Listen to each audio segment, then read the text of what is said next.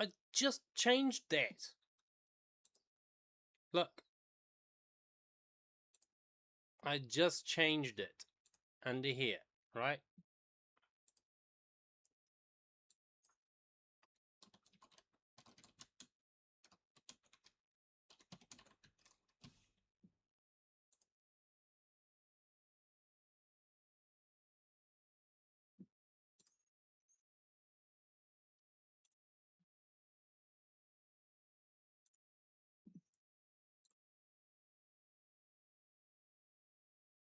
Whatever. There's so much trash that it throws at me now that I can't. I just want to fucking. I'm getting notifications. No. Okay. Okay, so we can see that screen. 9-cent profit. Alright. Okay. Now the video that is gone.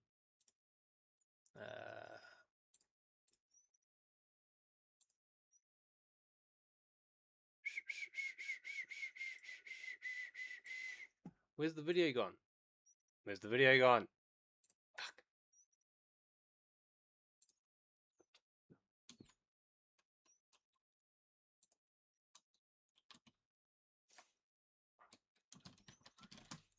I was watching a video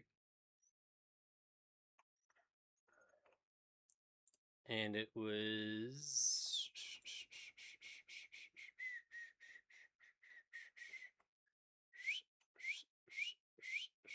where's the beginner's guide or whatever it is? Prop firming guide. Not that one. Not that one. Huh? Oh, that's the prop firm guide. Trading guide. Was that it? Was it here?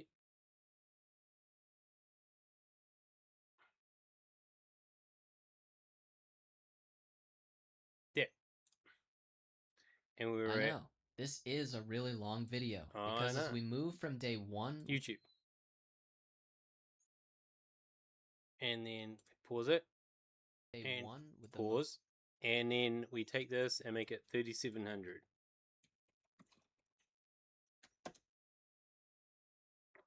And that's about where we got up to. And then we make sure that we are recording. way I can come in with And a then we fresh do mind, this. not be swayed by what I've seen. Only Okay. trade what I see now. Hi. I made Hi. the font size a little bigger so you can see it easier. Take a trade you wouldn't be. While that's doing that, I just need to I should be able to put the chat up on this phone, right? Where's the clips, video, schedule, about, clips, videos, chat? Why is the chat hidden? Okay. Now I have chat, and I can read when people send me messages. Hello, people. Please send me messages. I am lonely. I am alone. Please save me. And then on top of that, we had the video to watch, and we'll turn the music up and make sure that the noise box makes the sounds, and press the button. Embarrassed to have fail. And what is price action saying to do? It's different every day, every moment. All right, I'm going to end it there. Well, I mean, I'm not going to end it, actually. Quite enjoy living. Just going to try to be patient today and understand that just because it hits the stop loss, it doesn't mean price is going to continue going that way. Ooh, juicy.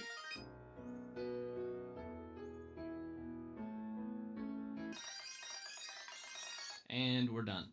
Come on, have a good rest of your day. Very proud of myself. I did a ton of review over the weekend, reoriented what the strategy's all about. Yesterday was a big winning day, and price action was perfect. Lots of follow through and lots of meaningful direction. However, I need to remind myself that that doesn't happen every day. Every day is different and unique, and price action could change at any moment.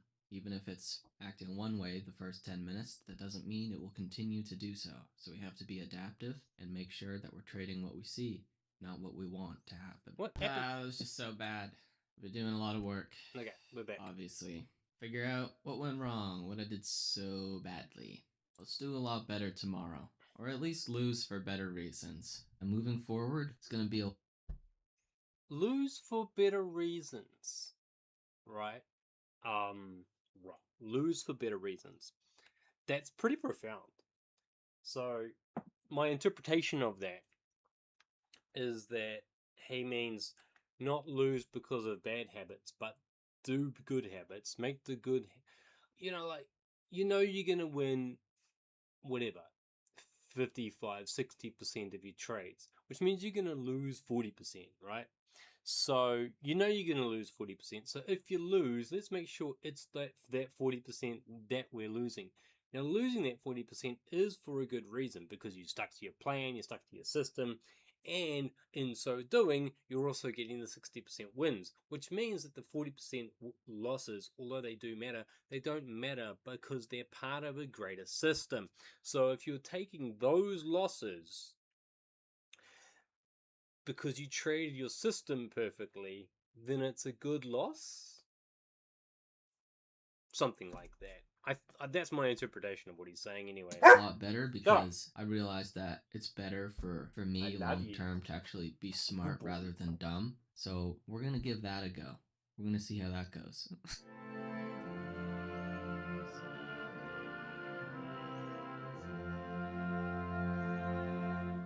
It feels like it's just non-stop problems, but at the same time, they really have been new problems each time. Like, today I didn't even do that badly. It's just the bracket was too small. Why? Thanks for your support. Today's price action was so good for super scalping.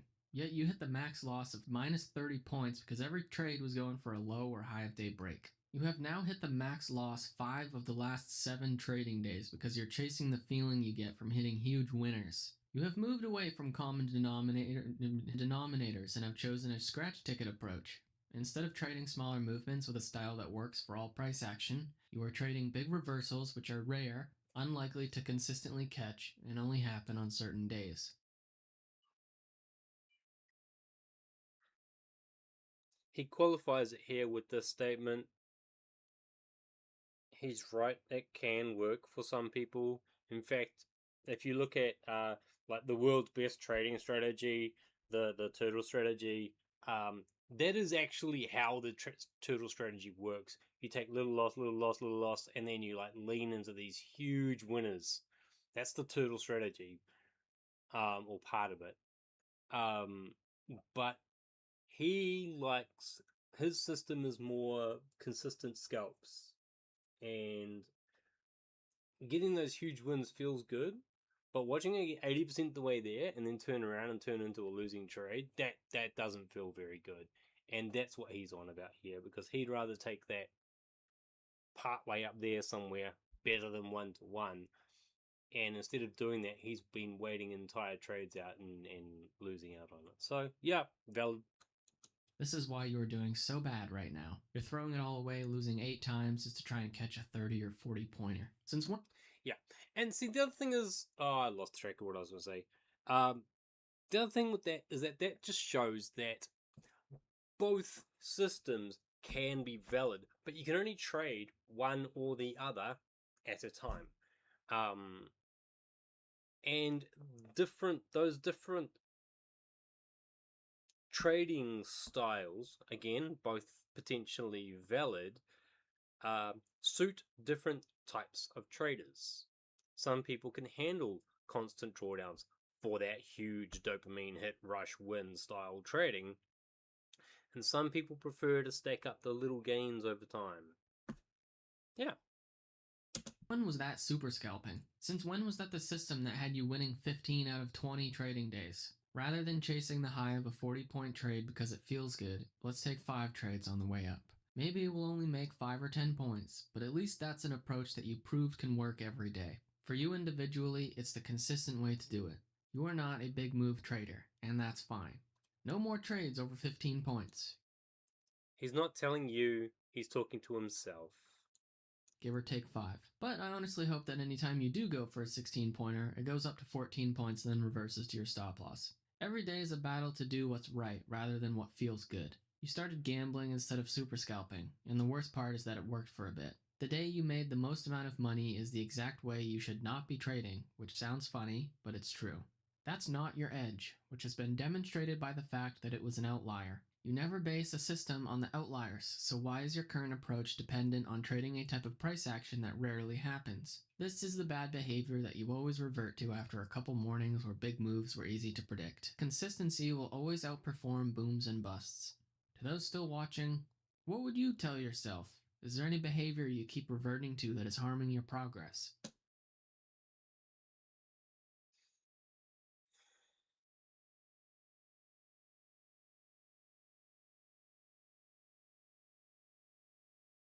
I hadn't thought about that.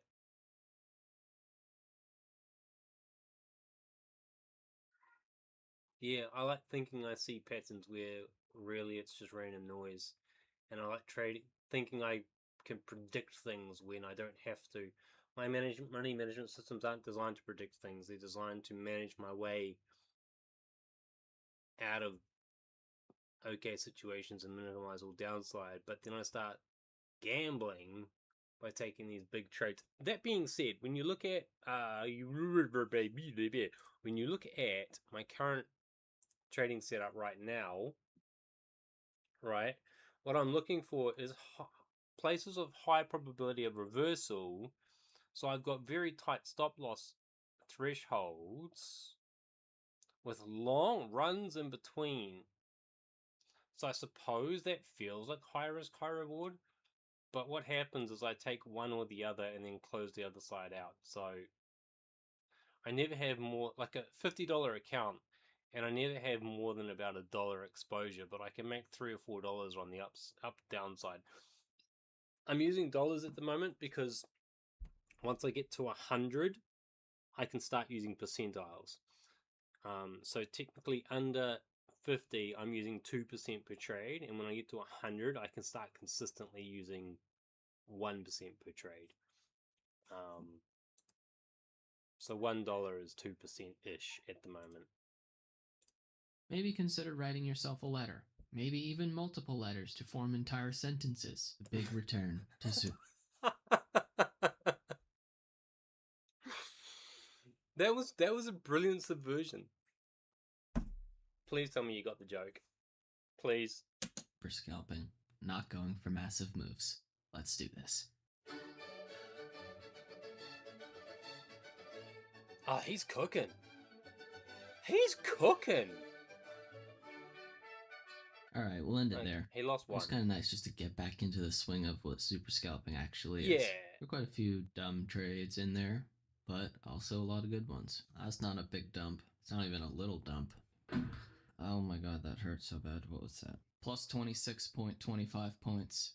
Bang! I think that makes it 6 or 7 winning days in a row since returning to super scalping, where I never should have left. Just in case you're wondering, he invented this thing called super scalping in his own mind, and that's what he's referring to. What is it exactly? I'm not too sure, but it's definitely high frequency trading on lower time frames. And I should really look into how he defines super scalping. But I mean, it also works for him, so you can't knock it. I mean, I have a couple of systems as well that I've named that are mine that I don't think I've seen anywhere else. One of them is Creeper. One is anyway, yes, that's me. I invented the Creeper. Yep, that's it. That's my claim to fame. Okay, let's carry on with the video. All right, I've got a couple of others, but I can't. Oh yeah, one. Gold go up. Which is, by the way, one of my most profitable systems, next to my microscalp. So he's got super scalp and I've got microscalp. There you go. Who'd have thought? Yesterday I worked for several hours rewatching videos, watching morning sessions, trying to reflect on some things that are going wrong.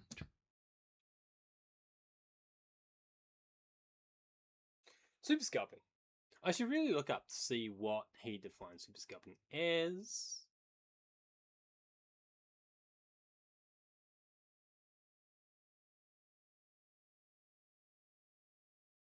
You're not trading setups.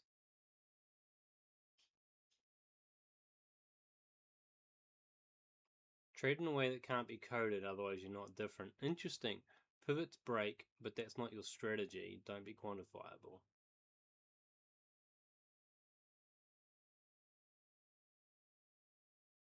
So, without knowing what his strategy actually is, this is very interesting because what he's doing is he's conscientiously trading in an anti-typical way to what the average trader is taught. Which is basically learn what the 99% do and then do the opposite. But he's doing it with a bit more context and a bit more smarts, and I don't understand the details, but it almost sounds like what he's doing is the definition of vibe trading, but I think it works in his case. See, dismiss the when something happens, do something thoughts, which is how I trade. I have rules like that. I have lots of rules like that and lots of algos like that. Whereas that's almost the complete opposite concept of what I'm in here is going for. So it's just another way to show that there's different ways to trade and that both can be profitable, and it depends more on the person than the trading system. And like I've said in my book, the reason is that your risk tolerance is different to his risk tolerance. And so you need to build a system that works for your risk tolerance. Big word. I go into that quite a bit in my book. And it's different from risk management. And in a lot of ways, it's more important because if you don't understand your risk tolerance, your risk management is just going to go. The other thing I really, really like is he keeps writing these notes to himself that he goes over to keep himself on track and to check himself. I get frustrated or annoyed or frustrated, and I'll hedge out and I'll go for a walk. And I'll do that because I know that once I'm perfectly hedged, doesn't matter where price moves, I can't win or lose a cent.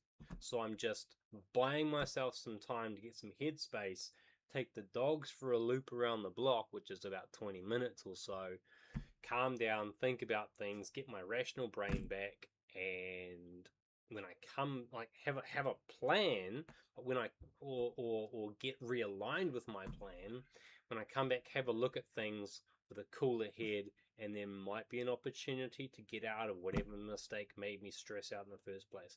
Because once you're stressed, right? Once you hit that cortisol stress level thing, your rational brain stops working and you don't realize it.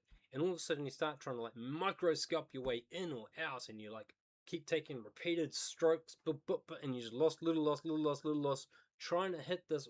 Well, I do. When if you just taken that one trade and had patience and waited it out, you could have scalped off one side or the other. Because your brain's shut down and you're not thinking about your longer term plan, you're like reacting to what's happening here instead of following the overall plan, and that's why I can go into losing streaks. So, yeah, this is his way of doing the same thing. And my screen, okay, there we go. Trying to find how to prevent some of the mistakes I've been making. And I accomplished that, and now I have a new page of notes and reminders that I look at. That doesn't mean I'm all of a sudden going to do incredible, but it does mean that I've identified the mistakes and at least I know what to do moving forward. I started going for specific setups instead of doing what I had been doing before, and I think this was partially the result of writing about a 5-page essay to someone who was asking for help about how I trade more specifically in different price action. Right, so that's interesting as well. So, there's because he's chosen to had to teach someone else what he's thinking. He put it on paper in a coherent manner for someone else to understand. He has to put it on paper in a coherent manner that he can understand. And that's an amazing way to reset yourself. And sometimes while you're doing this, you can go, well, this is the correct answer. And then while you write that down, you're like, but I've been doing this other thing. Whoops. Okay, hang on.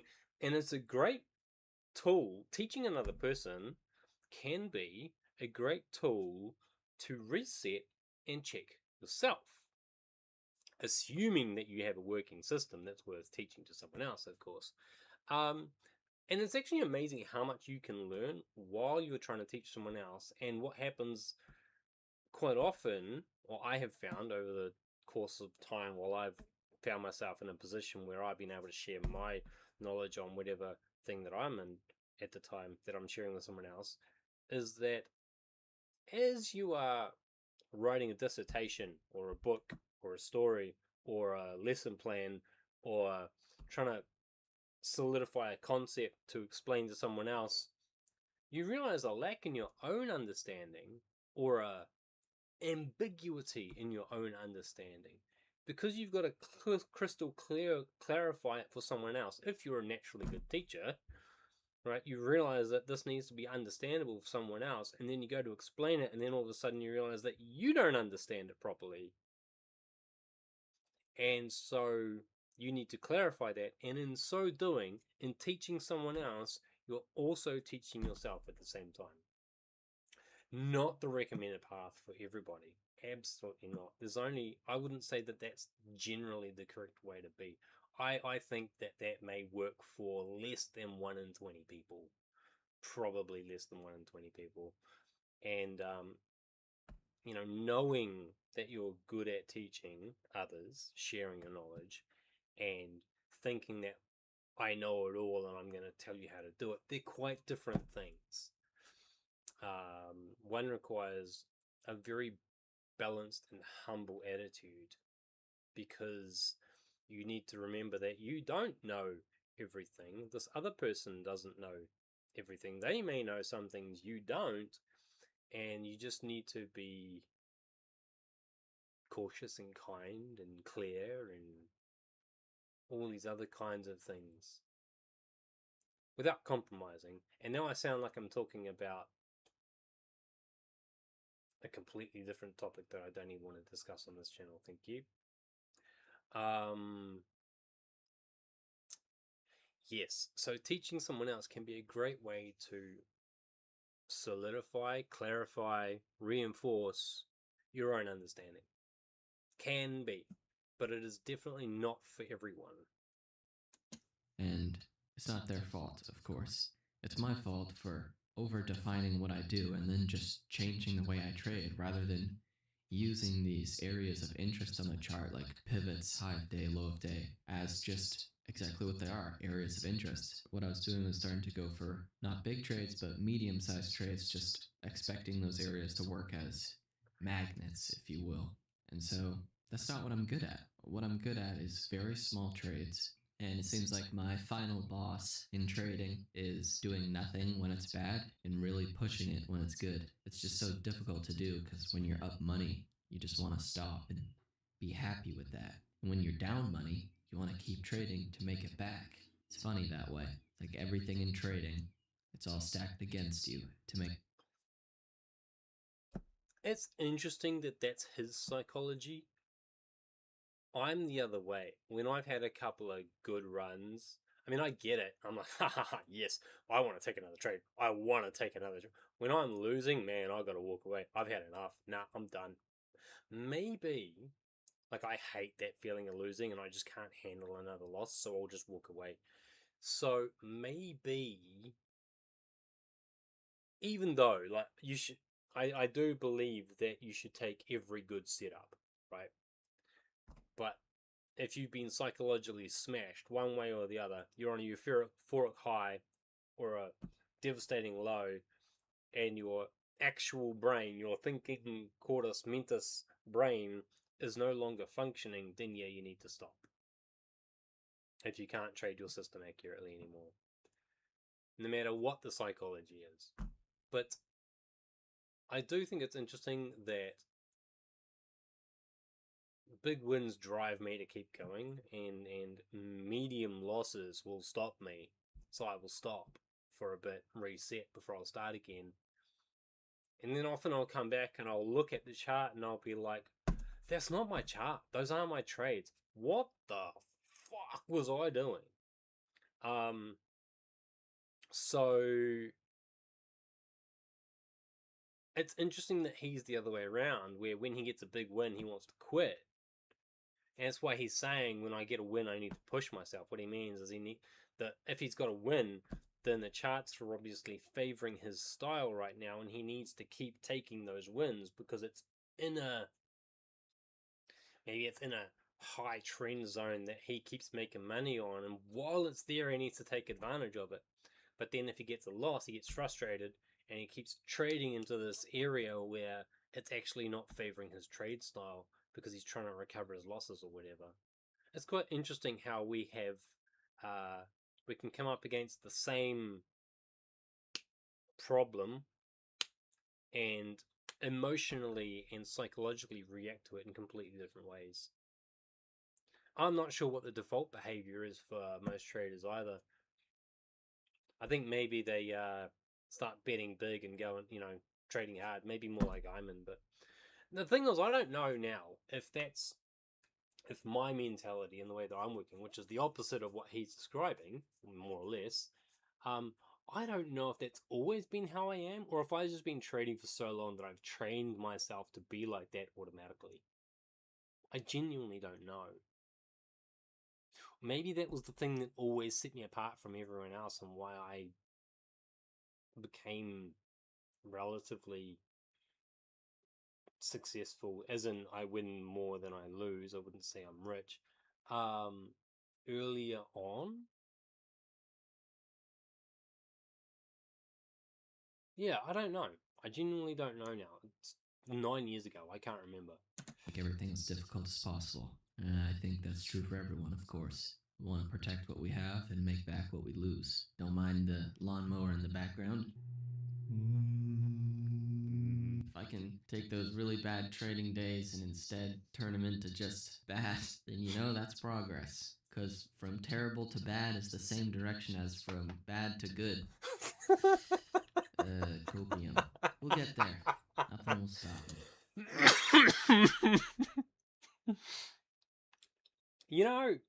He's actually, I'm laughing, but he's not wrong. See, you go from losing every day to not quite breaking even every day. That's a big improvement, okay? And then all of a sudden, you lose a little bit more, and then you're breaking even most days.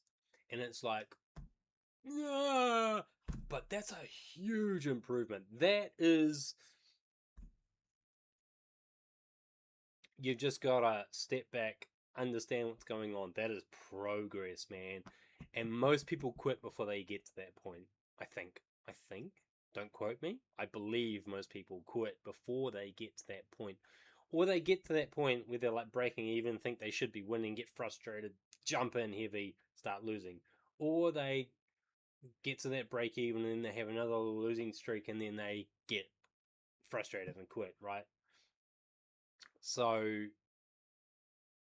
yeah, yeah, breaking even is amazing. If you're breaking even, you're doing better than 90 something, 96, 97% of other traders. Yeah. I love trading.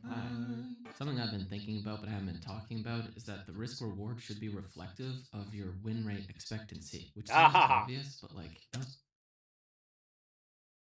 Yes. So, win rate doesn't matter.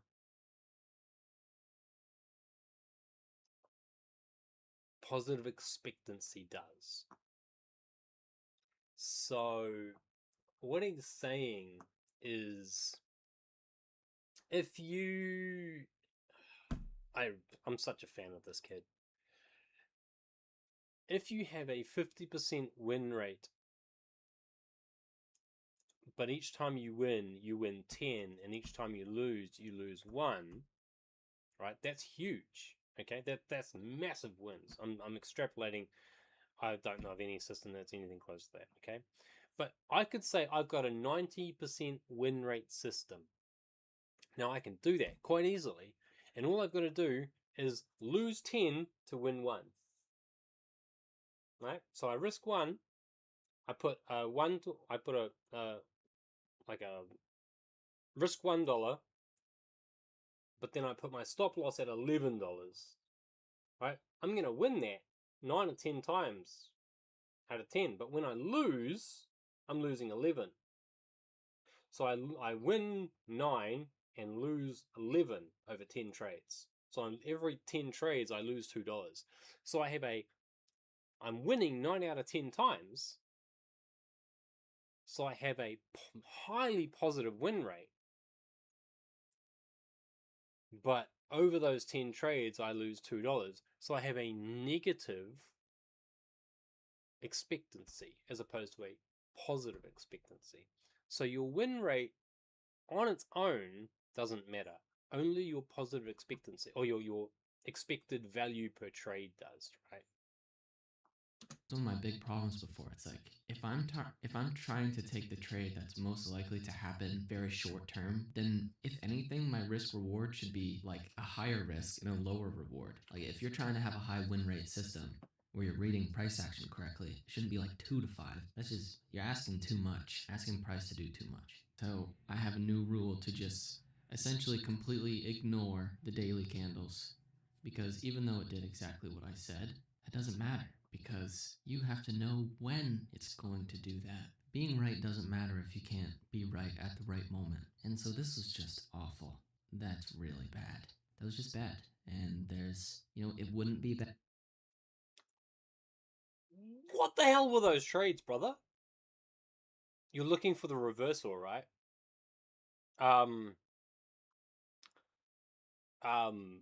Yeah, that's a, yeah. No. Based on that chart, you should be taking downs, right? Yeah.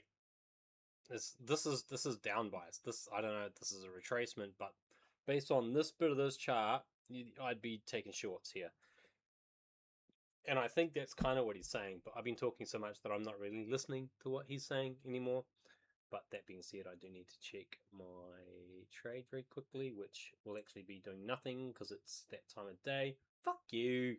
Whatever. Yeah, now see, it's in I have an 80-point spread, and I don't trade on more than 12. If that was my strategy, and maybe some of you trade like this and it works great, and that's awesome. But deviating from my strategy. Okay, brother, that risk to reward is insane. But why is this here? What are we missing? Why is this here? Okay. See this? Great time to close this trade because it's still a 1 to 3 or a 1 to 4. Personally, my opinion. I mean, if you really wanted to risk that, you should be pulling your stop loss up into profit, maybe under this level here.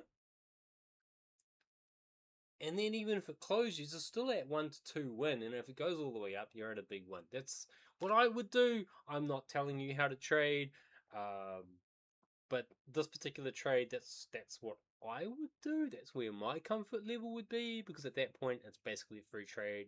And that I don't understand why that take profit is all the way up there. Unless there's context that we're missing that we haven't seen in this trade. It doesn't make any sense to me. Is dangerous because without discipline, well, either way, we both would have won that because it just happened to work out. Okay, I would have still put my stop loss here, and it still would have kept on going up, and I'd have won. But what's really interesting is that it closed very close to where he thought it was going to. I think it closed right on this point, and then it continued a little bit more before it looks like it reverses. So he's seen something else that he hasn't pointed out on this chart, isn't drawn here, or he's got it on this side chart. He can see the daily level or something like that, and he's used that as the take profit, and we haven't seen that information on this chart and hasn't been explained. So I'm going to go with he had some context that wasn't explained on this chart. That's my excuse and I'm sticking to it, man. Extremely dumb. Setting the mic down in the chair. Can you hear me? I keep saying eventually I'll run out of mistakes to make. There's always new ones. No. Always opportunities to be dumb. And luckily I've never claimed to be smart, so I have no image to uphold. Future I'm in here. And that was 5 months worth of highlights, lessons, win streaks, losing streaks, happiness, defeat, and hard work. Lots of data and great experimentation, but also lots of mistakes that I can help you avoid. Remember, the point of this phase is perfecting your strategy and testing variables, not in thinking that you're completely finished and are ready to start using real money. And while I did make a ton of progress, I also messed up quite a bit and did the things you shouldn't do during this phase, and that delayed my progression. So let's make sure your part of this journey is more efficient than I was by going over the good and the bad. I included I hear what he's saying, and I understand his sentiment. And he wants to stop you from going through this process and making these mistakes. I get it. I do.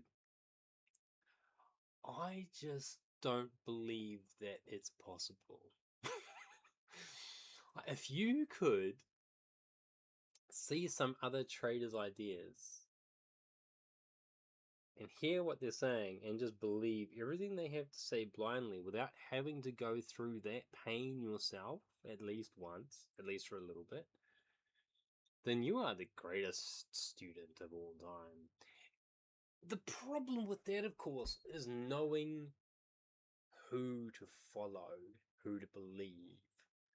Because I think, like, if you found someone and you knew that you could blindly follow them into profits and you could just get rid of all of your preconceptions or didn't have any preconceptions, and they could say, you don't do this because this will happen, and you have an opportunity to see that without feeling the pain, that's great. I love that.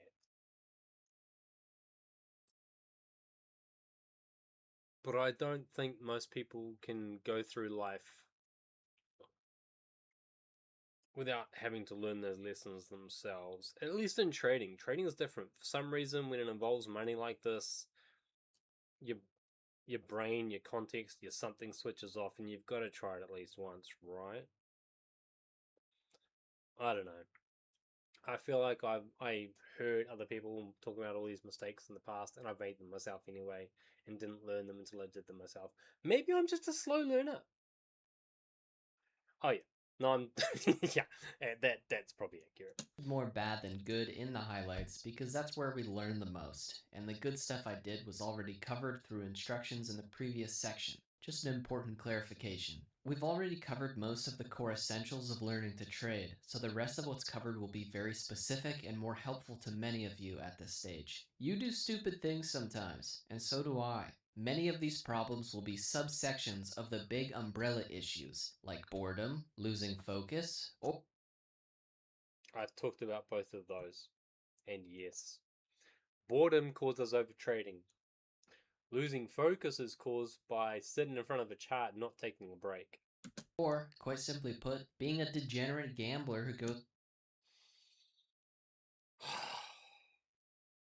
for trades that feel good instead of following the boring little system that they've dedicated years of their life to creating. Why do you do anything that's against your rules or not in line with your strategy? Maybe that's dragging the profit target way past the initial plan, or maybe it's trying to time a very specific move that is unlikely to happen and will stop you out if it doesn't immediately occur. It's partially because the feeling you get from winning a dumb home run trade is, well, I'd say unlike any other, but that's not true, because the brain has a fairly well researched reward system, and from what we currently understand, it lights up pretty much the same when taking drugs, making love, gambling at a casino, and probably when you win big on one of those dumb trades that almost never works. I'm sure you can recall dumb trades that almost never work but make you feel really good if they do. For me, that's dragging the profit target from a 5 point target to 40 points away above the high of day. Yeah. Idiot. But when it works, that reward Yeah. center lights up, and we interpret the release of endorphins and other neuroscience words as big, happy, warm, fuzzy, ecstasy, yay moments. Who cares about the science, though? That's for nerds. The point is that you must stay disciplined and focused on your actual strategy while avoiding the desire to go for exciting and fun trades that are rare yet rewarding. Furthermore, the core point is that you just can't deviate from your plan,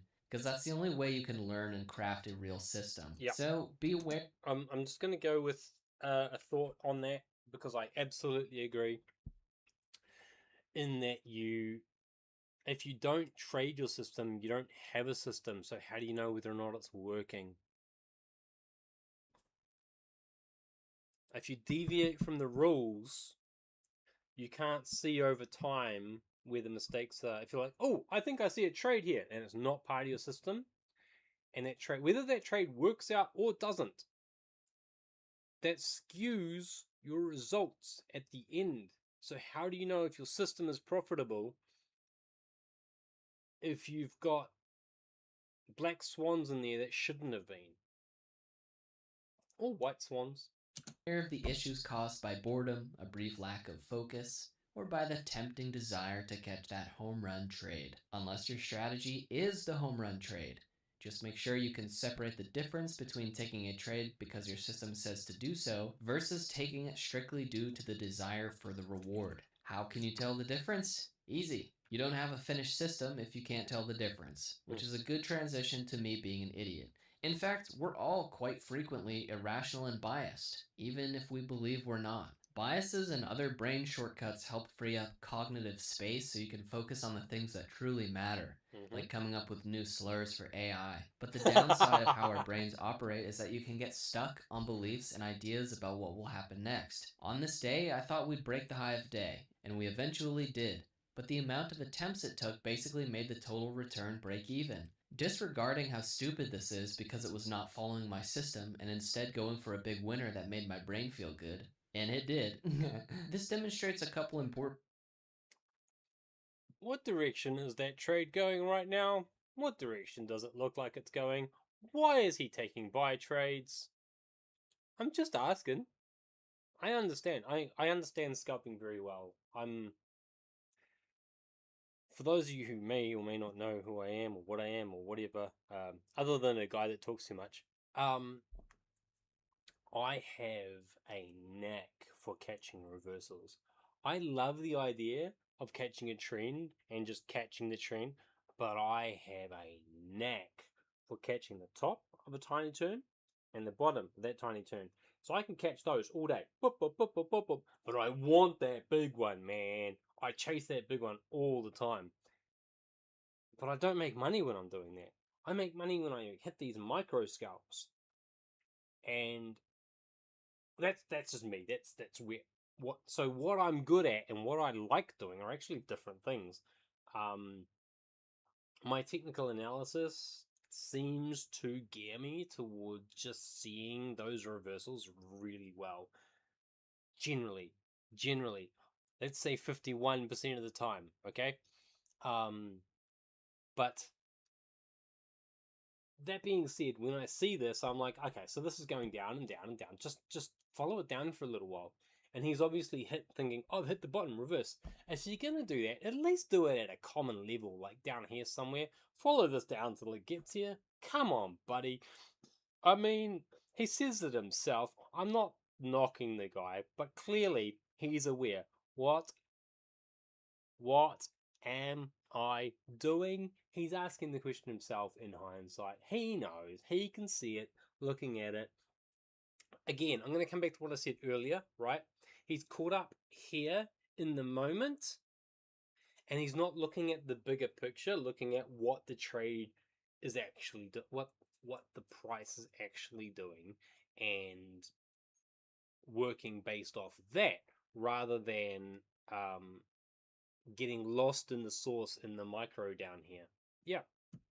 Points. The first is getting locked onto an idea that exists outside of what your system says to do, and the second is that it's not enough to just call a price level. The timing has to be right as well, and the stop loss has to be placed correctly. The first point is more important though, because that's all part of how focused you need to be on trading your system and nothing else. I would have made faster progress if I had done a better job at staying disciplined with my approach. And while you do learn a lot in the failures, you can also just avoid them to begin with by being more disciplined and focused. Days spent trading some random belief about what will happen next that's not based on backed up data is mostly a waste of time. Keep an eye out for that, which we sort of covered earlier with the part about staying neutral rather than wanting price action to do one thing over another. That was a lot, but I wouldn't go over it if it wasn't important, so just don't go for trades that have nothing to do with your strategy but make you feel good when they work. And, beyond the intended messages of what I'm saying, hopefully you hear something that sparks an idea. Overall, this phase of the learning is not linear. A lot of times you'll hit a wall and have to take a few steps back. This is where it can get quite brutal and discouraging, and it's a key separator between those who make it and those who don't.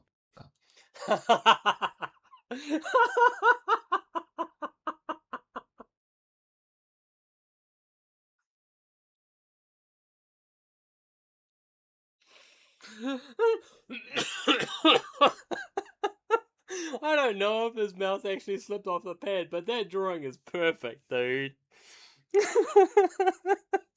Up, down, up, down, up, down, up, down, up, down, go backwards. Yeah, yeah.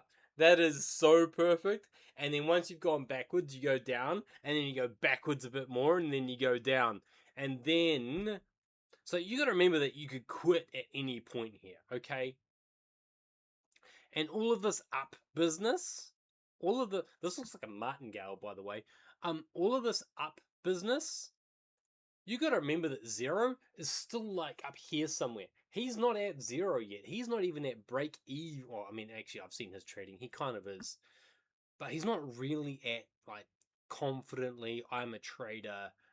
I will just sit down and trade every day and screw my 4-year degree. I don't need it anymore. That being said, he applies it to his trading, so he does. But point being that this is more of a scale of his confidence versus his ability, and it's very.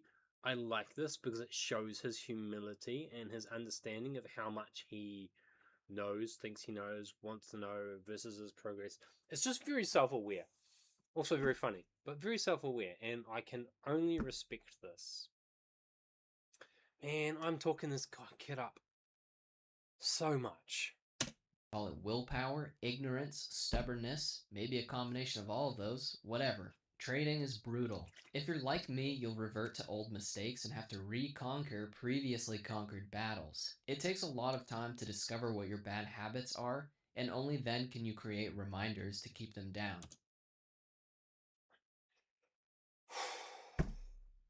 Clip that, put it on and repeat. The number of times I have done this. Especially when you're having a bad run or a bad day or a bad whatever. You go back to these old habits. And the reason they're old habits is because you're trying to break them because they weren't serving you anymore. They weren't working. But you keep going back to them automatically. And you need to be aware of that. You need to be aware of them. And you need to break the fuck out of that cycle. Otherwise, you will stay in this loop until you go broke and quit and say that trading is a scam. You can't really change who you are, but you can develop mechanisms to suppress the bad parts. I disagree. I fundamentally disagree. An example of that would be what I said earlier about I don't know. Like, I have been trading for so long that his intuition, the bit I said about his intuition, where when he's on a big win, he wants to stop, and when he's on a loser, he wants to keep going, and I had the opposite. I was probably like that at one point. I was probably stop when I get a win and lose, keep going when I was losing, and now I'm the other way around. And I don't know if I was ever not the other way around. That's because I've done it for so long. See, my personality has changed to the point where my automatic behavior is now the correct behavior. Whereas once upon a time it wouldn't have been. I'm sure of it. I'm pretty sure of it. You can change your personality. A leopard can't change its stripes, but you can absolutely change your personality. It takes a concerted, constructive effort. I'm absolutely certain of that. This guy's a psychologist. He can tell me I'm wrong if he wants, but I'm absolutely certain that you can become a new person. Um, who I was before I started studying the Bible and the creature that I am now. I mean, there are things that translated. I was always, at my core, I believe, a pretty good person, but the refinements that have become habits that have carried with me through life in tough times when the automatic behavior for some is to be nasty, and I'm still holding good despite the fact that things are going wrong. Those were things that I learned, and then I did them and repeated them until they became a core response. Once upon a time, my core response for angry people was to lash out at them, to punch, fight, physically, right? I was trained. I used to fight. I used to fight competitively. I used to fight in the ring. Once upon a time, that was my core response. And then I learned some stuff about that's not the only way that you have to respond. And now I'd rather give that person space to calm down and think about it and give them an opportunity to think. And give them more opportunity to back themselves out of a corner that they put themselves in with me.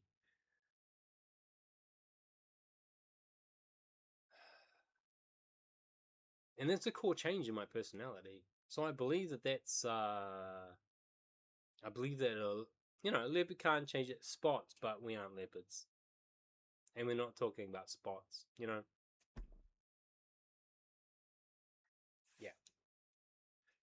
That being said, initially, it is a conscientious choice that you need to make this change, and you need to do it repeatedly before it becomes a habit. And then once it's a habit for long enough, then it can sink down far enough into your core psychology, subconscious, to become part of your psychology, part of your personality. I think there's a Bible scripture somewhere. It's been a long time since I've looked at the Bible, that says about becoming a new man, and I definitely believe it's a thing, and that I've seen it. I have seen it in other people, and yeah, I definitely think it's possible. You can train yourself to change your core beliefs and your core habits, and that is something that you should strive to be doing as a trader. But the trick is knowing what habits to keep and which ones to discard. Yeah, I think that's probably the most difficult part in trading. You're in control of the way you react to something, whether that be external or internal, like an idea or feeling. Pushing through these walls or ceilings, whatever you want to call them, requires a deep understanding of your. I'll give you a wider example of that. Okay? You've got anger issues. No, you see, everyone at some point, I have a pretty high tolerance for anger, but I get angry. Things upset me, really anger me. My reaction doesn't have to be to swing first, ask questions later, right? You're allowed to be angry. You're allowed to be emotional. Absolutely. But you can have a more tempered physicality reaction to something. You can choose to go in swinging, or you can choose to step back and look at the greater picture. And I've learned to do that over years. And I think that translates into trading too. Like I said earlier about I go for a walk instead of fighting a trade. And in both worlds, I think that has served me well and served some of the people that it may not have gone so well for if I hadn't as well. But they don't know that. But that's okay. They don't need to. I do. Anyway, I'll shut up now. We'll go back a bit and get some more context on what this guy was saying, and listen to his thought. You react to something, whether that be external or internal, like an idea or feeling. A huge part of my edge is I know I'm always one step away from acting like a cunt, and half you think you're one step away from being someone special. A huge part of my edge is I know I'm always one step away from acting like a cunt.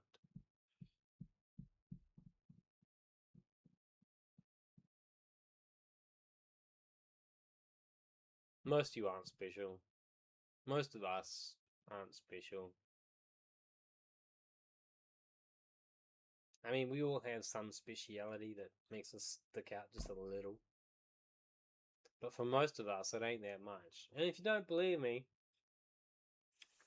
then look at YouTube content. Because the ones who have something that make them stick out as special are the ones that stick out on this viral content. If you don't have viral content and a huge following and blah blah, you don't have something special that everyone else gives a shit about. That's a qualifier, right? You might have something special, but nobody gives a shit about it. Or you haven't told everyone about it. Not that I feel like I need to, or you need to, or anyone needs to. I'm just saying, most of us aren't that special. If you can be okay with that, and just get through life striving to be a little better than you were the day before, I think you're already going to be straight ahead of the next guy, and the previous one, and the next guy. Although, that being said, I'm not quite sure what Tom Dante is getting at here. Maybe he's so far above and beyond me that I just don't get it. Pushing through these walls or ceilings, whatever you want to call them, requires a deep understanding of your trading as well as yourself. Emphasis on yourself. Because the roots of the problems that come up are typically some combination of the two. And just like when you were completely new to trading, all you can do is test ideas. That's learning. Testing ideas. It's half of learning. I know he knows this. I'm just going to clarify, right? Testing an idea, measuring the result, analyzing that measurement, and then making a new decision based on that, whether or even reinforcing a decision based on that, okay? So yes, testing new ideas is important, but you need a large enough sample size for it to be relevant data. 20 trades is not a good sample size. Minimum is about 1,000. If you ask me, my minimum trades that I run while I'm testing a system, the minimum number of trades I take is 10,000. Let that sink in. My baseline sample size is 10,000 trades. I am a fairly high frequency trader. Not the point. You can't say, oh, that's what blah blah blah used to blah blah blah. Doesn't matter. Back in the day when blah blah blah used to, computers didn't exist either, bro. Computers changed everything. I'm just saying. The greatest teacher failure is.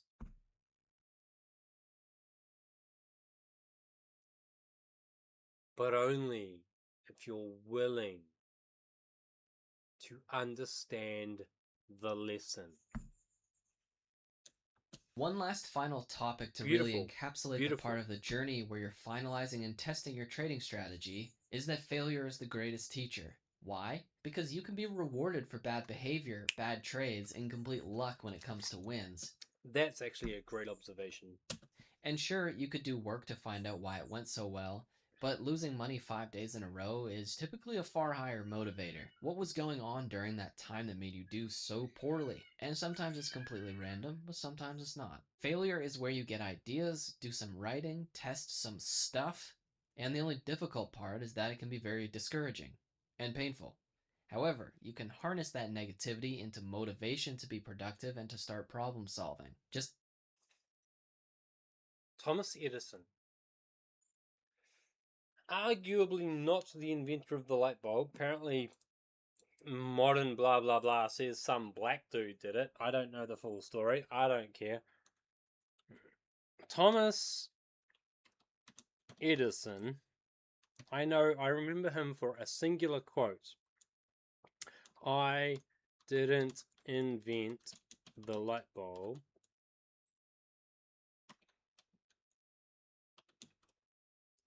Oh no, I didn't find a way to make it work. Ah, there it is. This is the quote. Let me do this for you. This is the quote, okay? I did not fail. I found 10,000 ways that it won't work. Okay? I don't need to fucking go into a whole thing. I remember that quote. I love that quote. The process of elimination in order to find success is as valid, if not more valid, than hitting success on your first try. And the reason is that if you hit success on your first try, Stick with that. Stick like a religion, right? Stick with it like a religion. The problem, of course, is that you don't have any underlying lessons of all the things that don't work. You have no framework for anything else. If you're lucky and you get it right the first time, and you get it right and you fluke it, and then you never go wrong again, fuck you, by the way. Fine, but having an understanding of all of these other things that don't work give you these insights that that poor bastard would never have. I say poor, but lucky, right? Lucky. But it means that you have a whole lot of lessons to draw from when something changes in the environment. You already have this database or history of understanding that that guy is lacking. So if something changes, he's got no tools to deal with it. He can't move with the times because he only understands one specific type of time. Just make sure that if you are that guy and you get lucky the first shot, that you lean in on that as hard as you can. Just don't deviate from it and put everything in on it and make good for as long as you can, because when there's a turn or a change, you can use whatever backstop you've created to just ride the rest out. I mean, those are both valid ways to do it, I guess. I wouldn't know. I have never been It's there. like how anxiety can be harnessed into preparation. I think that someday, a ways There is such a thing as over preparation? No, there is not. from now, I will make the most in-depth and comprehensive trading psychology video ever made. Essentially just a book of every important topic put in the form of a video. Not for a while, though. Much like this little green fella from The Lord of the Rings, I need to rest now.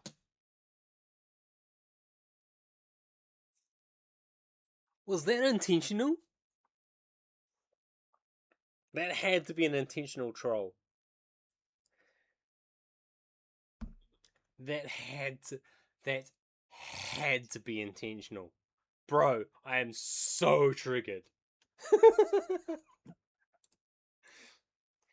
How to offend 5 groups of nerds at the same... Oh, with one sentence. With one sentence. Oops, I can't spell. Ah, that's it. This is it.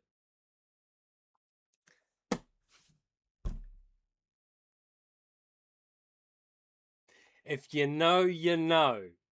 Alright? Isn't that beautiful?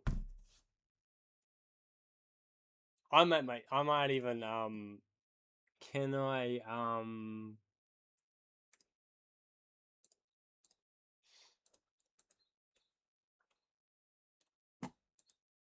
yeah! Isn't that amazing? Okay. That's not the video I was watching. This one. So, we are here. I'm actually going to skip several months of recordings and clips because they would not be beneficial to you and to the purpose of the video. Yes, there would be quite a few things to play, but the conclusions of those clips and lessons, which is all that matters for helping you, have already been covered. This phase is about finding new mistakes, learning how price action operates, finding weaknesses in your beliefs and thinking, collecting more and more data about the implementation of your system, making tweaks to the core ideas and anything else when necessary. And so we've already covered that. More Okay. Too much cider. I need to do that again. Sorry, boys. is all that matters for helping you, have already been covered. This phase is about finding new mistakes, learning how price action operates, finding weaknesses in your beliefs and thinking, collecting more and more data about the implementation of your system, making tweaks to the core ideas and anything else when necessary. And so we've already covered that. More clips would just be more examples of the same things I've already said. And I intentionally made that last clip session very informationally dense. And please remember that the big work... Right, which is why I reacted to so much of what he had to say, because he had a lot to say in that last little bit. Sorry, not sorry. Work goes on behind the scenes. My amount of writing, notes, and analysis at this point was enormous, and important lessons that I learned about price action and trading got turned into videos. I want you to take something away from that. He's learning and then teaching what he's learning, but he's also documenting all of this. And that documentation, by writing it out, learning how to teach it to someone else, he's got to verify it in his own head, understand it, and then explain it, which is a great way to learn something. Okay, it's a great way to learn something. I learned that somewhere. Anyway,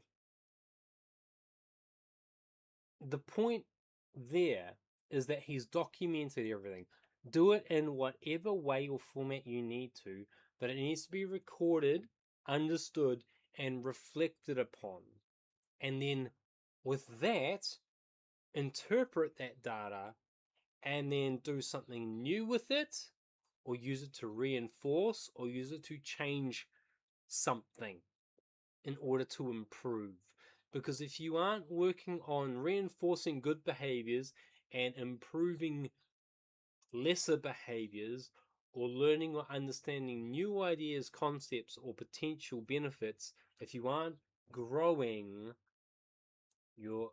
there's a saying in business: if your business isn't growing, it's dying. You can't stay stagnant. Okay, you cannot. Customers will drop off over time. It's just a thing. Businesses will go out of business, metrics will change, social media will change the landscape, something will change the landscape, some event, some cataclysmic, doesn't matter what. Business never stays static, so you need to keep growing just to stay afloat. And with trading, if you don't keep growing, you keep staying where you're at. And if you're not profitable and you're staying where you're at, well, how many accounts will you blow before you quit? I'm just asking. For example, just the simple idea about relating price action conditions to your strategy and using that to determine how often your approach has a chance of working.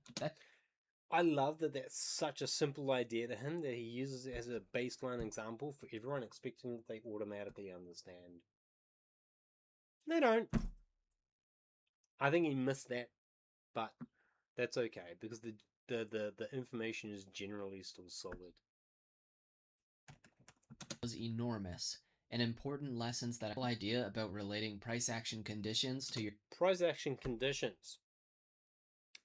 Some people have never once for a moment even considered the idea of price action itself as a valid observation.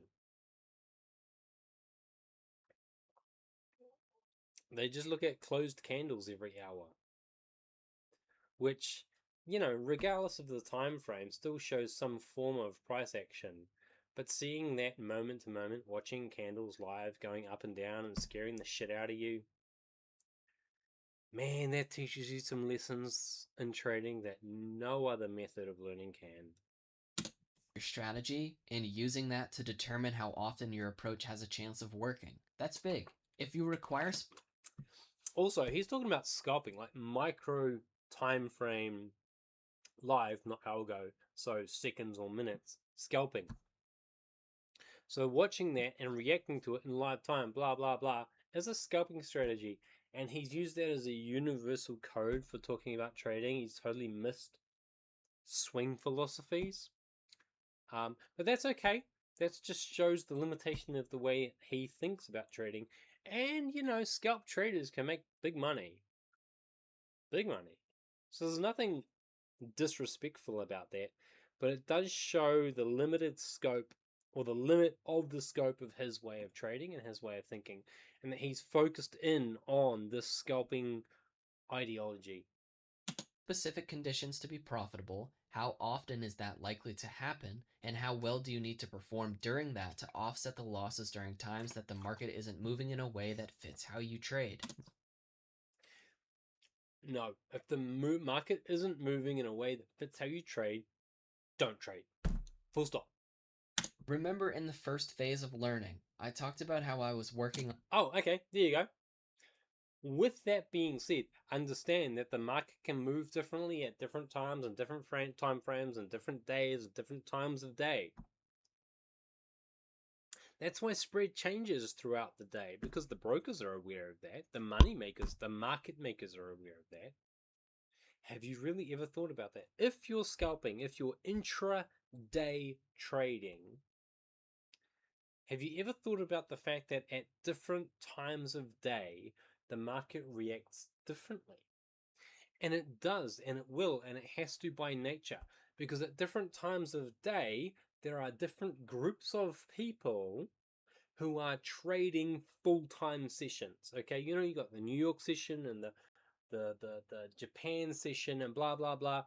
You got Americans trading for 8 hours, and then you got the Japanese trading for 8 hours, and you got the Belgians trading. All these people have different mindsets and different ways of thinking and different core beliefs that change the way they look at charts. So over a 24-hour period, the way the charts react to the same information changes. So a big candle here might create confidence in Americans, but it might cause doubt in the Japanese. So during the American session, a big candle might create a continuation, and during the Japanese session, a big candle might cause a hesitation or a reversal. Have you ever considered? And then it might be the other way around. I'm just saying. On developing a strong foundation on which to base my learning, and how much of the work I was doing was just about building the most logically sound approach and making objective observations. Well, that type of idea exploration never ended, and it never should. You need to be sharp and analytical because lessons like that about the relationship between your strategy and its performance in relation to the specific type of market behavior each day. I am a proselyte to the cult of Iman. Are incredibly important. Unfortunately, YouTube is dominated by frauds who can't trade, and so they'll never talk about important lessons that can only be learned through enormous amounts of trading. The stuff that really helps you, that you are going to learn for yourself, a lot of it is not going to be on YouTube. For example, there are plenty of live streamers out there with more time spent trading than me who have no fucking clue what they're doing. Fuck you, buddy. Fuck you. No, you're right. You're right. You're absolutely correct. And I'm going to say that those guys don't make their money from Sorry, lads. I'm going to say that those guys don't make their money from trading. They make their money from you. Just saying. Hang on, let me just check my other trade. Now that okay, so spread's still massive, and it will be for another 5 minutes or so. And I don't think there's anything that's going to happen for another hour or whatever anyway on my trade. So whatever, I'm just checking. Because time spent trading means nothing if you aren't working on every single aspect of the learning process. Now, that's not to say that you can't find value on YouTube. You can, but do not pay for courses, private communities, or anything, and do not get attached to any trading figures. I agree. Now buy my book. I don't even have it for sale.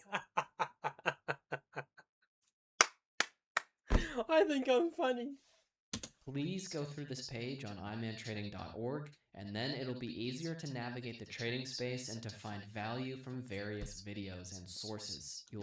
I tell you what, I'll take this video, if I remember, if I go through my edit and I see this and I remember, I will put this link for this page in my description.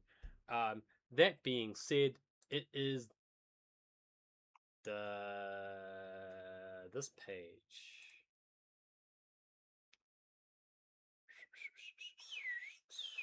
This page. I'm pretty sure it's this page.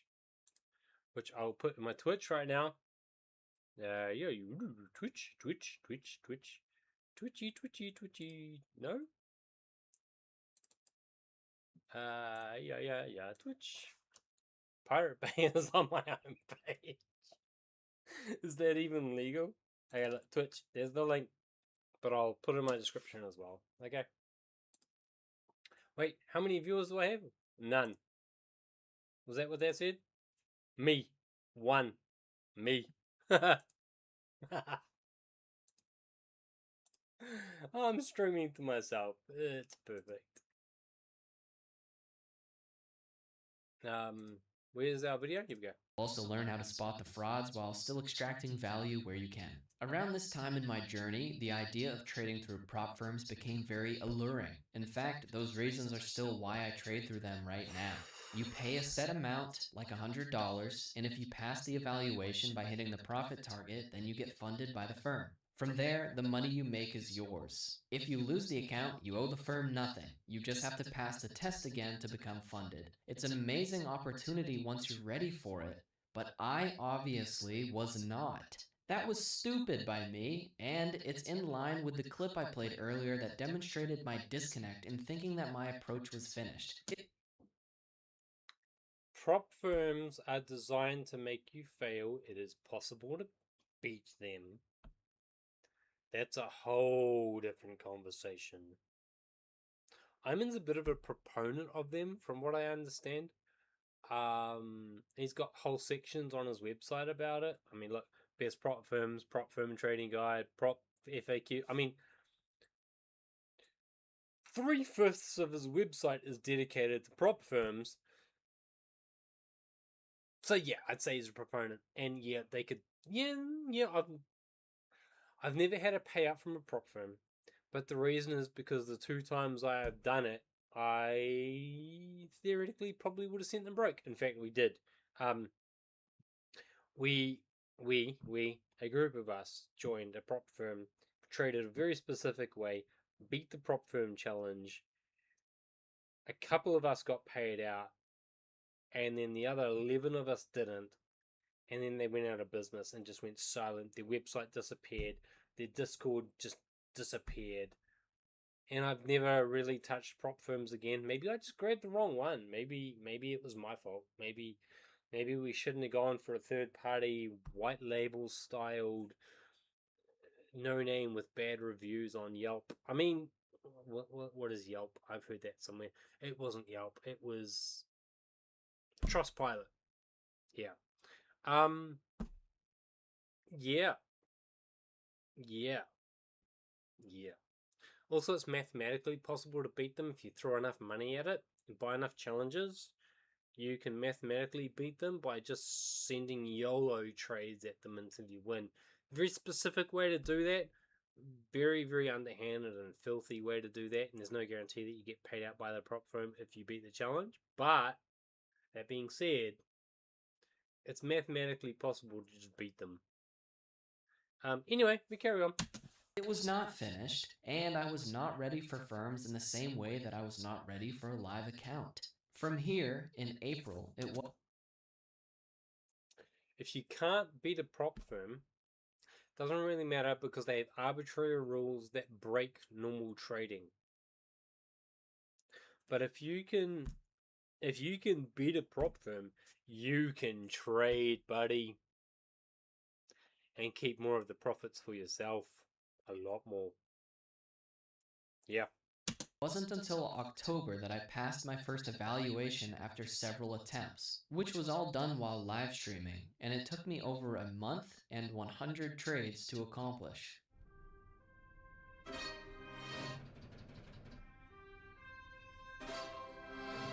A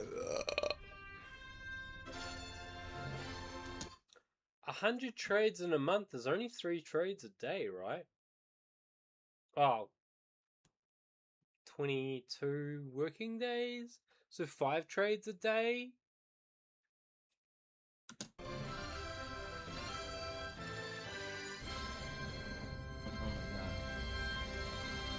my god. You've done it. Yes! Hi, it's me again. If you trade through prop firms, then join my free Discord linked below. Anyways, as a basically break-even trader, I was not able to grow the funded account and withdraw money from it. Oh. Surprisingly though, I did keep it alive while consistently trading for around 3 months from October to January. Breaking even is progress. I'm just gonna put it out there. I'm actually really impressed with that. And since this all happened a while ago and I had forgotten how it all went, I was expecting that I would have quickly failed it.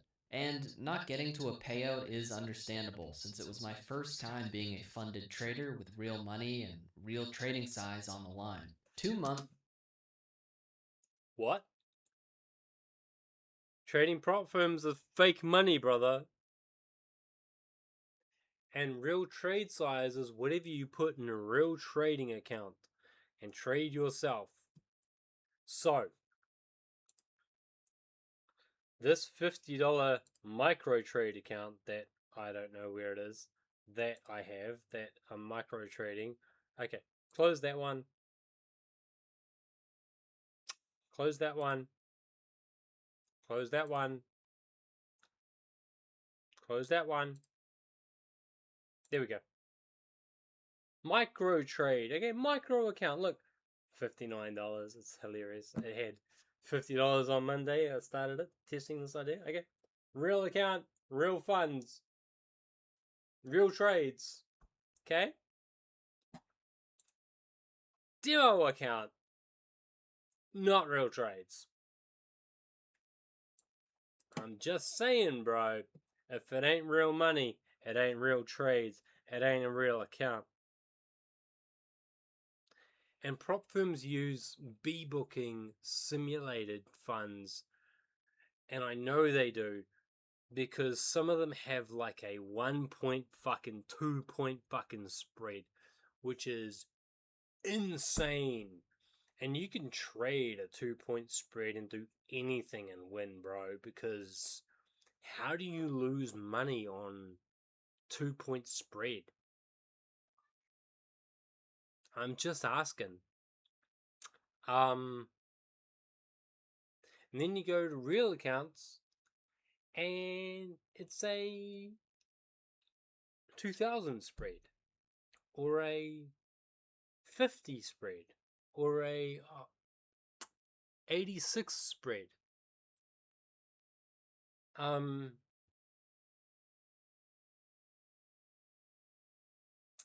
Yeah, it ain't real trading.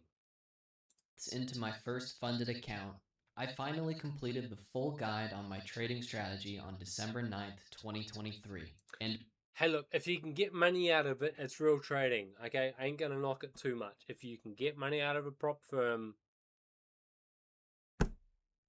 let me know. in relation to the clips that played before this section started, this was about 8 months later. Of course, if you want some real examples and general ideas for yourself, then I recommend watching. I remember something about Cat. This kid does this thing called Cat. And, I mean, I should watch this video next, because that's his trading method, basically. Watching it, not because we trade the same, but because it should spark some good ideas for you. This process was incredibly valuable because knowing that an enormous amount of people were going to watch it forced me to understand my system at an incredibly deep level. That's what I was saying about teaching other people, right? You can teach other people, but you need to understand what you're teaching. Let me just put this back onto one of my live accounts here, the micro. There we go. Okay. So exposed any possible So yes. Yes, teaching other people can be beneficial for you. Weaknesses, how it should be executed based on different variables, what it required from price action and from you as a trader, and everything else. Teaching someone something is a great way to understand it yourself. That's exactly what it did for me. I said that 20 minutes ago. And I strongly recommend that you do the same. Just pretend like 200,000 people will see it and critique it, and I promise you that you'll come out of the experience with a completely new level of knowledge. Once again, finishing your own trading guide/system does not mean you're instantly profitable, but it means that the testing is done, there are no major questions left, and you know what you need to do. And yet, knowing what you need to do and doing what you need to do are not the same thing. Yes, of course, we still learn new things all the time. An example of that could just be something like realizing that the execution of your strategy is more effective through the use of carefully targeted limit orders rather than market orders. It has nothing to do. Considering how he trades, that's very interesting. I use pretty much exclusively limit orders and stop orders. So to hear him say that and watch him live trade using market orders all day, I find that interesting that he makes that observation. I don't know what to make of that right now, to be honest. Do with the core of your strategy. It's just an adjustment to the way you execute what you've proven to work. So at this point, I had figured out my issues and the problems I'd revert to, and I knew what I hypothetically had to do to become profitable. With all of those previous notes in mind and the context about where I was personally at in the journey, going through this experience on my first funded account taught me a lot about my strategy and trading through prop firms. Yes, failures teach you the most, but I also could have learned many lessons for free by just simulating the prop firm evaluation to funding process on a sim account. At the same time, having real pressure on the line was helpful, and I sort of thought about it as tuition. Regardless of how you personally decide to transition from a sim account to real money, just make sure to never risk. That's assuming that you use a prop firm ever. I don't necessarily recommend it because they have arbitrary rules that aren't honest, that normal trading doesn't have. They do encourage some good habits, but they also discourage some good habits. And, in fact, they make some good habits impossible. Not every system wants to use 1% per trade.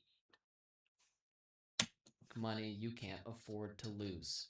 Anyways, after failing my first funded account, I ended up passing another evaluation and getting funded very quickly after that. The following clips are my trades and reflections from the second week of being on it, which I'm playing because there's some good lessons for those who are in this phase of the journey. Hello, welcome to the second week's recap on this trade day funded account. My current goal is to try my best at trading as if this funded account was an evaluation, because the lack of pressure and ease at which I can execute my edge needs to happen when it matters. I did a good job of that this week, but I still left so much in the markets. It'll never be as easy as a sim account, but we can get close to that. I'd say that right now I'm maybe 60% of the way to where I want to be in terms of execution, hesitation, and no pressure. This week,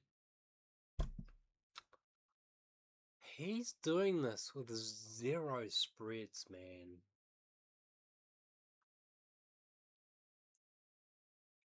I'm so used to trading spreads.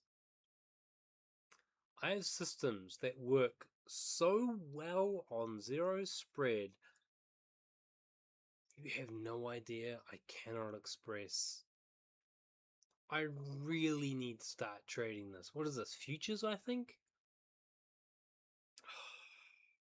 One day I will bother to look into it. week's performance is a testament to how simple trading can be when you actually adapt to the market conditions of consolidation or direction. I'm trading a 10-minute session, and somewhere between 85 to 100% of price action during this window is just noise where I have zero interest in taking a trade. But that tells you something. 10 minutes, all noise. Yep.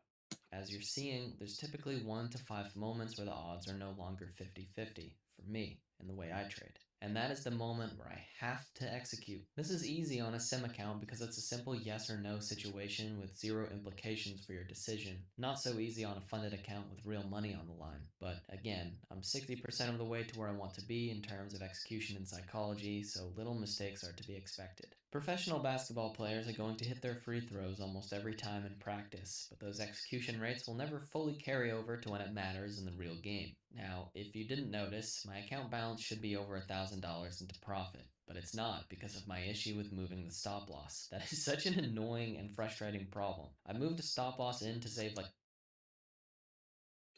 It's definitely a you problem because you're the one that moves the stop loss when you absolutely shouldn't be. If you know and you're still doing it, it's your problem. $20, and so I lost $80 instead of making $100. It's gotta be one of the worst decisions ever, and I did it one or two more times almost as badly as that one. Getting stopped out before a profit target when you move it is painful, and the math doesn't even make sense. If you lose $80 instead of $100 and that decision makes you not get a $100 winner, your account balance is now $180 lower than what it could be. It's like double losing if you want to think about it that way and cause yourself the most amount of pain. Alright. So no more moving the stop loss. The math just doesn't work out because I trade a 1-to-1 risk-reward ratio while using the price action category to put the odds on my side. Look at this tweet from Trader Dante. If you're trading and you aren't extremely clear on whether you should be taking a trade or not, you do not understand your trading system enough. And that's okay. That's okay. This is going to take such... Success in trading isn't guaranteed, but what is guaranteed is that those who do make it take years to achieve that. And I feel like I'm just finally now at the point where I know, without a shadow of a doubt, that a regular sim account is just no longer useful to me. I know I can trade well when there's no pressure on the line. The real challenge is doing it when it matters, and I'm doing that right now, but there's still so much that I'm leaving in the markets, but that's okay. Yes, it is okay. There's so much I'm leaving in the markets. Yes, that will happen no matter what your system. If you don't understand that, you aren't ready to trade. Not every trade is your trade. Just trade your trades. If you want to trade a different system, then do that separately on a separate monitor on a separate account. And take advantage of that. If you're trading these micro scalps, but it means that you're missing the bigger swings and you want to catch the bigger swings, then trade a separate system that catches the bigger swings. They're different systems. The big swings aren't your trades if you're trading micro swings. If you want to catch the macro swings, figure out how to catch the macro swings and do it on a different account, on a different screen, on a different monitor, on a different... Leave the system that works alone, or actually use it. And if you want to catch those swings, put them over there and do them over there and catch both lots. Not every trade is your trade. Understand that. Be willing to make those sacrifices for the wins and the gains that you make on your current system. If it really, really upsets you, develop another system to take advantage of the other wins that you could have had. Okay? It would be cool to take a withdrawal this year, 2024, but obviously right now the goal is just to grow the account. 1 month later, and after achieving what I personally deem as significant and impressive growth, I actually withdrew the entire balance, closed the account, and left YouTube for a while to do some experimentation. Not on the core of... I joined a prop firm called Rise with a Z. We sent them broke. We took so many out that they just stopped responding to our emails after a while. My strategy, but on the way I personally implemented it. And this could be incredibly important for you to hear depending on the way you trade. My approach has specific types of trades for specific types of action, which means that when the criteria is hit, I can take a trade.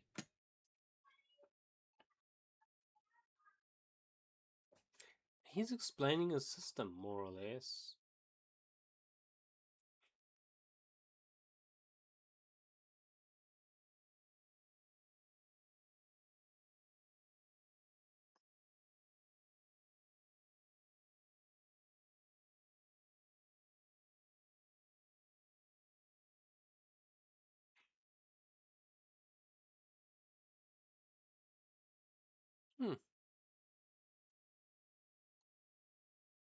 Okay.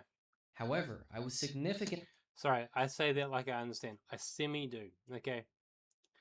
I assume that just by looking at this, you kind of understand it too.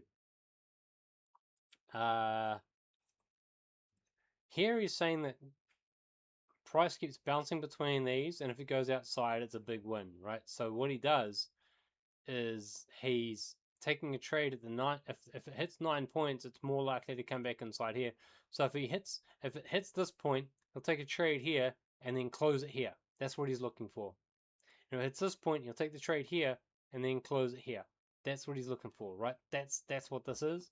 And then this one here, he's saying that price goes up more likely than this goes down, so he's going to take the next trade at the slightly next yeah, like it's actually with a lot of nuance. That's a great philosophy to have. With a lot of nuance, there'd be a lot of mini micro lessons in here that aren't really explained, but I understand the core concept, and that works. It works, man. Better at executing my system in consolidation rather than direction, and so I completely eliminated directional trades for a while. Rather than executing the optimal version of the strategy, which is to be dynamic with targets and stop losses in both consolidation and directional action, I forced myself to be rigid and to focus more on consolidation in order to eliminate many of the mistakes you've seen me do in previous clips. To be fair, perfectly valid. Okay, if you know that you do worse in trending markets and you do great in consolidating markets, and you choose to only focus on consolidating markets because it has a far better win rate, and you're only trading the A setups and not your B setups, basically, I think that's perfectly valid. With that big achievement of a payout lifting a lot of weight off my shoulders, especially as a public figure in the trading space, and because my expectations of trading had become much better in terms of the work required to succeed as well as the returns I could get, I figured it was a good time to work on executing the optimal version of my approach. Long story short, 4 months later, I began consistently withdrawing profits from funded accounts each month. Not an enormous amount, and you have to factor in the cost of an evaluation, but something that I'm incredibly happy with, which has continued to this day. I know I've said this a lot, but it's important. The real work goes on behind the scenes in data collection, writing, and more. It feels like work because it is. If trading doesn't feel like a job, then you're gambling. Why is it not playing? Because I accidentally muted it. Right. As it is. As I write this, I just submitted documents to be put on a live account through a prop firm, which I earned after achieving 5 consecutive payouts and the max earnings on one funded account. It's my biggest accomplishment so far. You have now made it to the end, the final stage. That means that the prop firm is like, we're not giving you any more money, and they started A booking him instead of B booking him because he's so consistently profitable. They're actually going to copy his live trades to a live server. Yeah, that's really, really highly commendable, man. That's congratulations and well done on that. Where all that's left is executing your strategy, and we'll quickly cover just a few crucial topics. Rather than rapid fire 50 things at you, please know that this page on my website will include every other important lesson. It's the one spot where I've organized learning how to trade and understanding what's required to succeed, which will include future videos. I could make this video drag on, but I also realized as I was making this final section that there's not much more to talk about. The final stage is just executing all of the instructions we covered in the previous sections after you get your first draft of a strategy. So, just a few things left to cover. The final stage means you have the data and experience to prove which decisions you should make. Think about that for a sec. From placing the trade to determining the stop loss and target, there is no ambiguity. As said earlier, where I might have gotten ahead of myself a bit, you can now look back on previous trades and, without knowing if they won or not, immediately determine if they were good or bad trades based on whether you executed your strategy or not. I'm not going to get into psychology topic. I like that. I do. I think I've said it a couple of times already. I just pushed the wrong button over here. I think I've said it a couple of times already, and I really, really do respect what he has to say on that. In that, what have I done here? I've done something stupid on this. Here we go. In that, good trades and bad trades are not based on your profit and loss, but are based on how closely and stringently you applied your system. And if you don't have a system, why are you still here?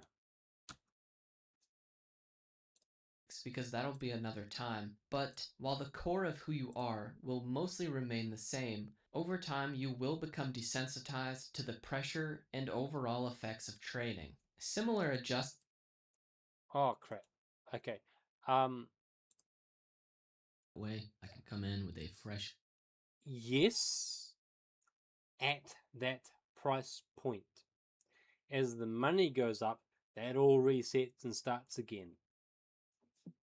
You have to learn how to deal with the new emotional stress of the new amount of money that you're putting in.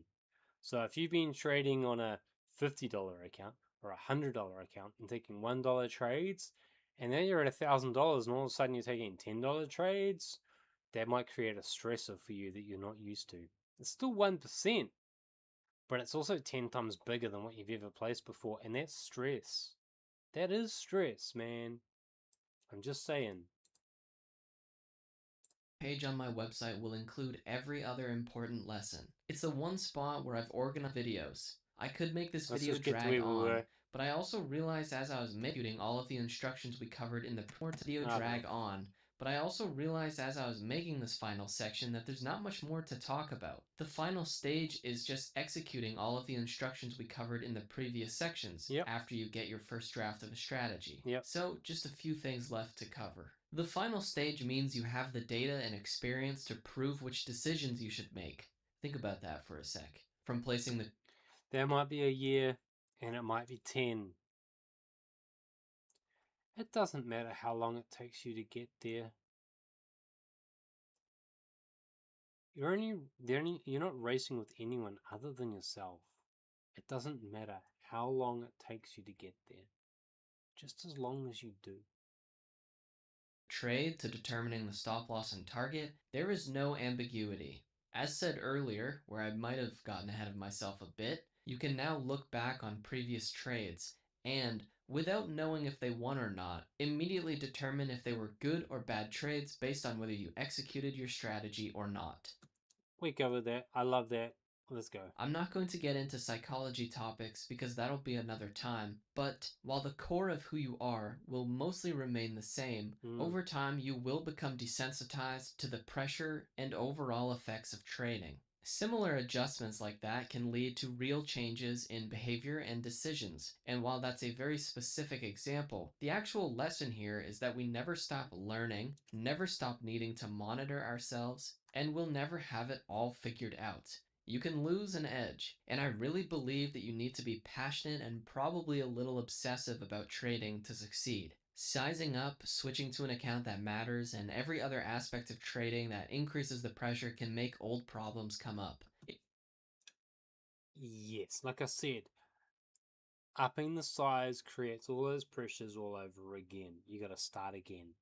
You got a base to start from, but you've got to, no, I agree. In fact, that's what I said before he said it, so obviously I agree. It's as if the mental strength required to fight through the new pressure can take away from your discipline and the awareness of how you trade, which is in line with what we understand about the brain and its limited ability to concentrate. Willpower, focus, discipline, think of these things as resources that can diminish, as if they're a muscle that gets tired. There's no shortcut to desensitization and time. You will probably never feel zero pressure while trading, but you do get better at managing those emotions, feelings, physiological responses, whatever, pick your favorite word, it gets easier with time. Psychology is the only thing that can defeat you at this stage, so please watch this video to learn about... That assumes that you have a winning strategy.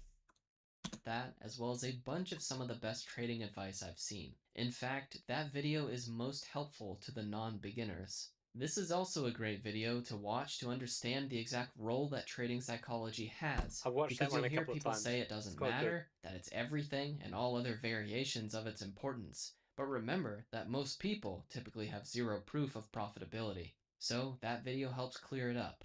Just a couple general topics. Could I have saved time by picking an existing strategy rather than making my own? Yeah, No. probably. Would I? No. The reason that I say that is, could you have saved time? Could you have reached profitability sooner? Yes. Would you have the understanding of the market that you do now? No. So that time hasn't been saved. You have learned more, you know more, you have a better base, a better understanding. You know how markets move better. That is so valuable, and there's no shortcutting that. And I would say that that information is more valuable than having a working strategy, because from that you can create any working strategy. Or you could take one that doesn't work and turn it into a winning strategy, because you understand the core fundamentalism that comes from underneath. So could you have got to profitability quicker? Yes. Would it have saved time? Time to what? I'd be better off now if I had done that? I have no idea.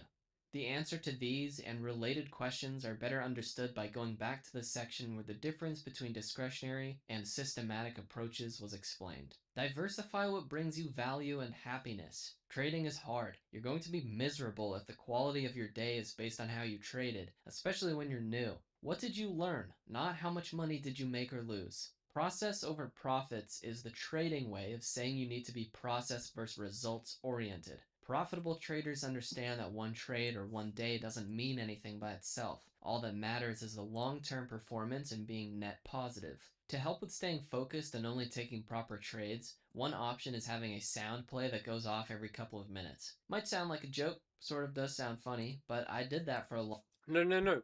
I actually have this. I have timers specifically. Oh, they're not reset. I have specific timers. Where are they? Yeah, I might have changed them for some reason. I have timers that tell me like every 5 minutes, every 10 minutes, blah blah blah. In fact, in this guy here, do I have enough room? I do. I have an indicator here called VTR, volume time rate, right? And it has a built-in it has a built-in countdown timer for the candle. See? It says 16 still. Why? Next 5-minute candle, 16. Why? Why? Why? That should be counting down, bro. I don't know what's going on there. Why is it not counting down? What's going on here?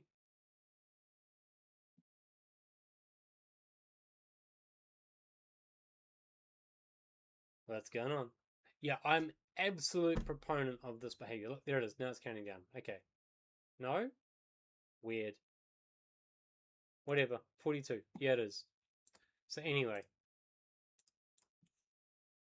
36. So yeah, now it's counting down. Alright? I'm an absolute believer in this. Long time and it helped a lot. Think outside the box for whatever tools and techniques you can use to optimize what is required of you to trade well. You know what award you get when you stop trading because you hit a max daily loss instead of the computer locking? 1 second, real quick. See this guy? This guy here? We just need to do a thing. Just real quick. Where's the thing? Oh wait. Before we do that, we gotta do this. We gotta grab what he said, whatever he said. This guy. Okay. And then we gotta grab this guy. And then we go to this one. And then we go to this one. And then we go to this one, and this one, and this one, and this one, and this one, and this one, and this one, and this one. And then hey, go away. I want this one. There you go. Okay. That sorts that out, kids. Alright. That's me. Fuck them guys. Fuck those guys. Well, look, I am up 45 cents on a $50 account. By the way, that's 1%. Okay, that is a 1% winning trade right there. So that's not an insignificant amount of money on this test account that I'm testing. I'm real pissed that this didn't close in profit. My spread must have just gotten a little bit bigger at that point. Whatever. Side note, let's go. You out of the account until the next day? Nothing. There is no reward. Eliminate the chance of doing something stupid by making the computer do it for you. And then you Algo trading. Algo trading.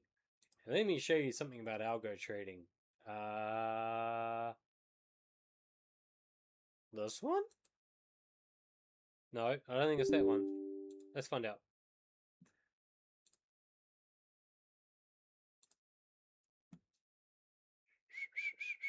Confused. Run. Let me just show you something about algo trading. Okay.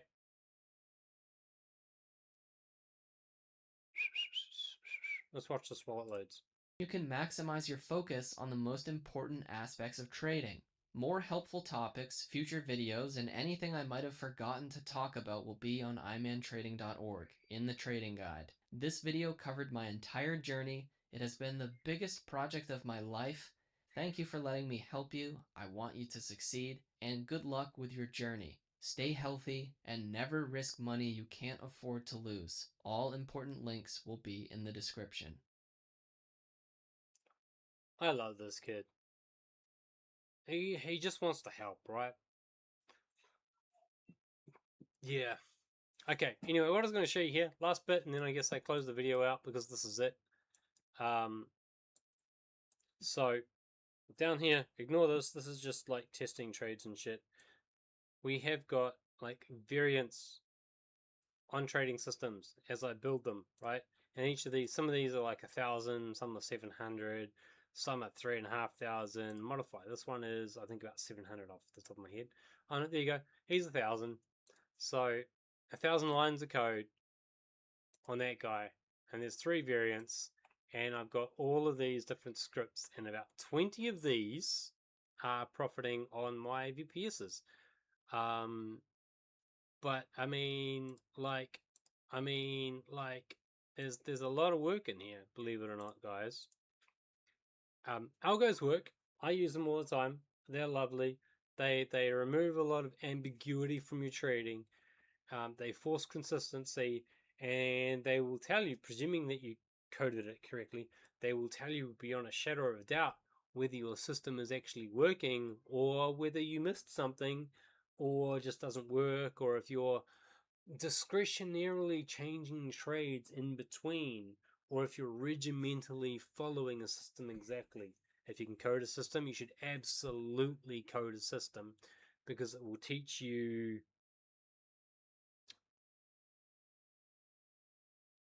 to act like a bot, to trade consistently, follow your rules perfectly, regardless of your emotional state. I think it's a great way to learn how to trade. To practice the emotional states that are required to have good habits while you're trading. Anyway, on that note, love Iman. Everything that he said in that was absolute fire, and I will catch you guys. And if not, then, I'll take your profits. Whichever. GG's, guys. See you later on, eh? Okay. That's pretty cool. So then we go back to this guy, and this guy, and I have 4. I need to go loo. I'll be back in a minute. I'll put this over here. Put this down. I'll put my live trading test example trades up. And yay, I'm profitable. Okay, let's go.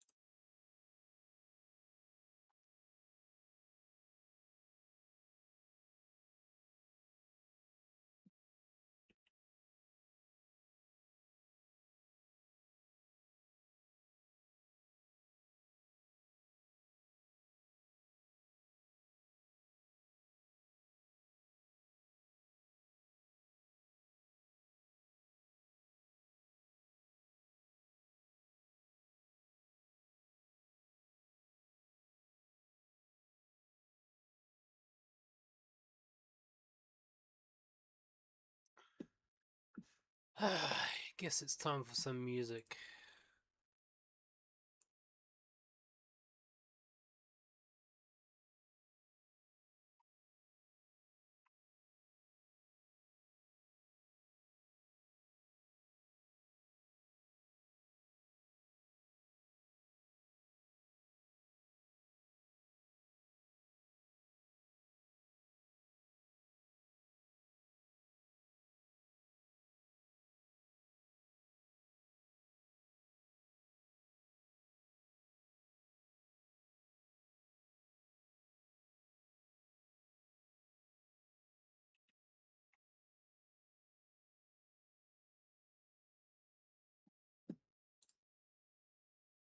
We are just echoes.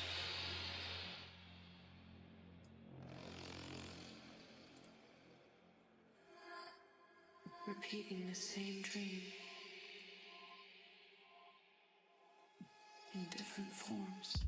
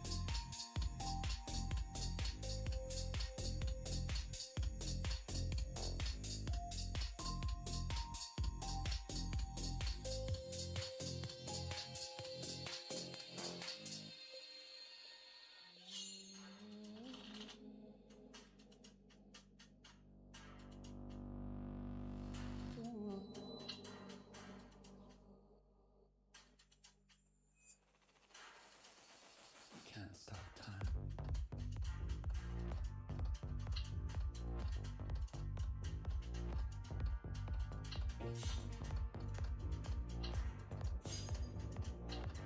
But you can dance with it.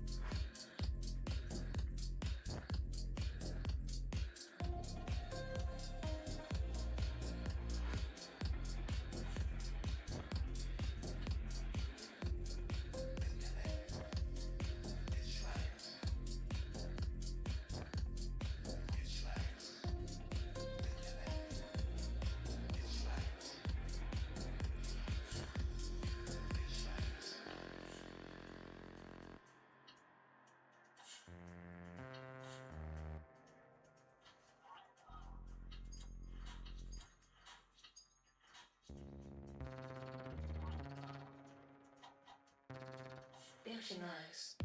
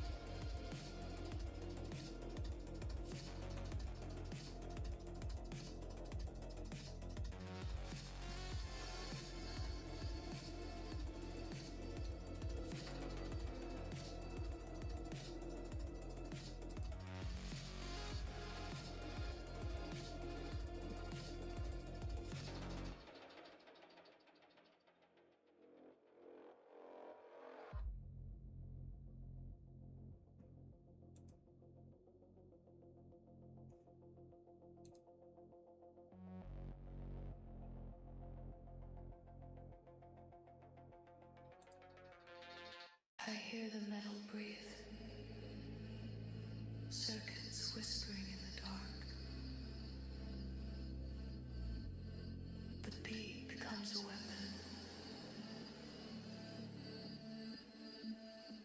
And I follow.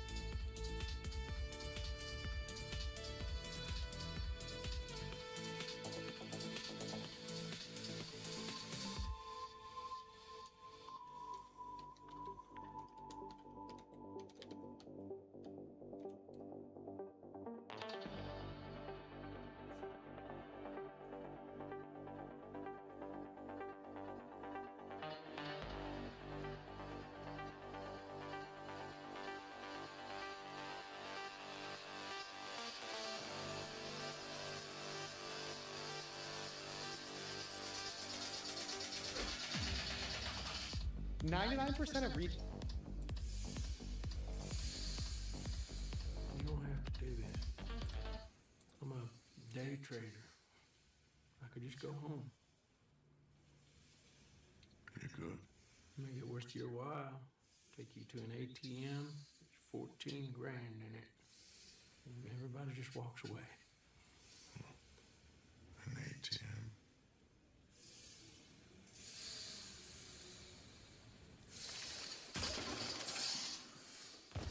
Hello there, Spuddy here. I've tried to warn you guys in the past few videos that there's more glitch bots being abused in Ark Raiders. Their mother's on the roof. She's exploding up onto the roof.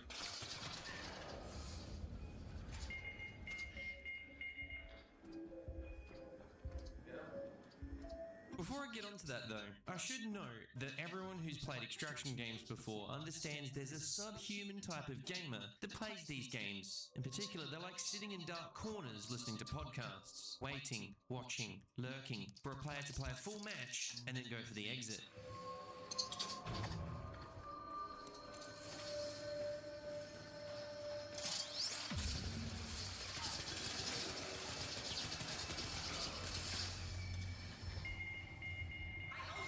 We call them extract campers.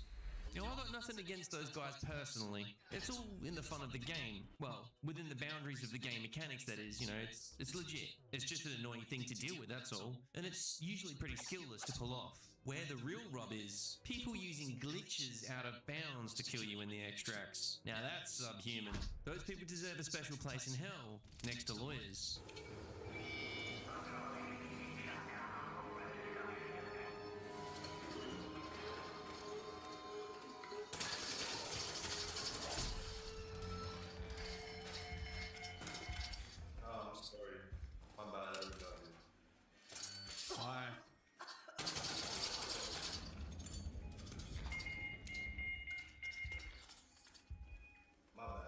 You're fucked in the head, mate.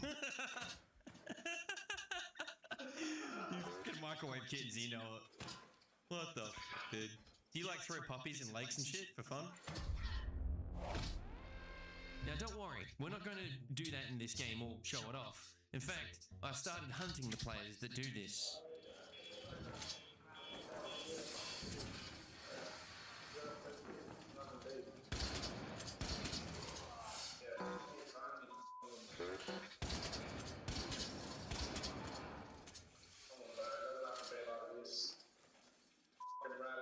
How about this? Hey, hold on, I'll bandage you, but you gotta be on the lookout for people coming for me.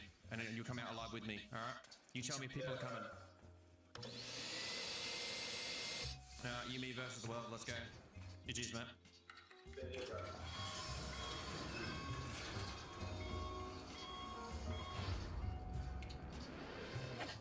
There's a guy at the top here.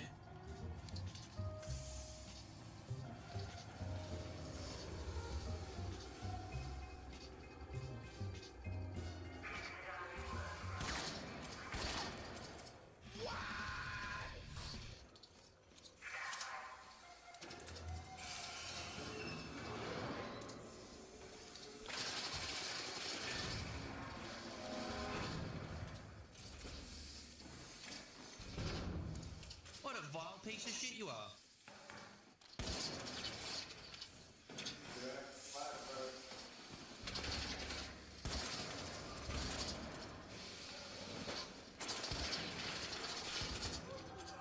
Too bad you're fucking terrible at games, man. Why do you do that? A little player interview.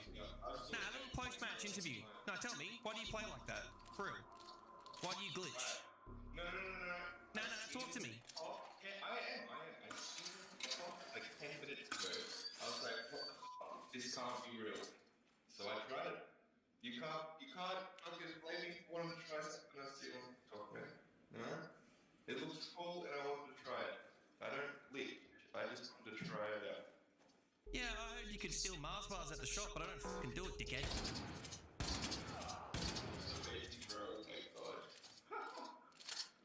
What a fucking weird. Hear me out. I'm not a professional game developer, but I understand a couple things about game engines from my modding days with games like Half-Life 1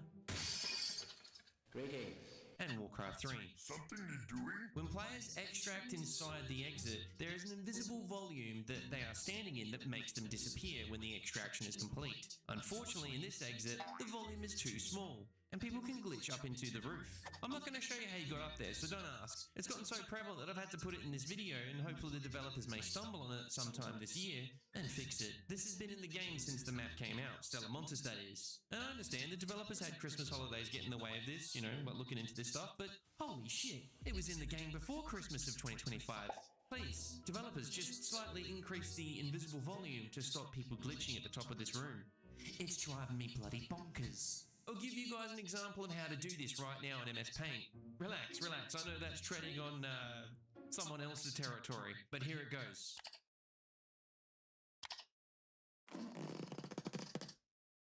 I know there's loads of know-it-alls on the internet and whinges, but I hope I'm not asking much from the Arc Raiders developers. Hopefully in the year of 2026, this can be resolved in a hotfix. Cheers.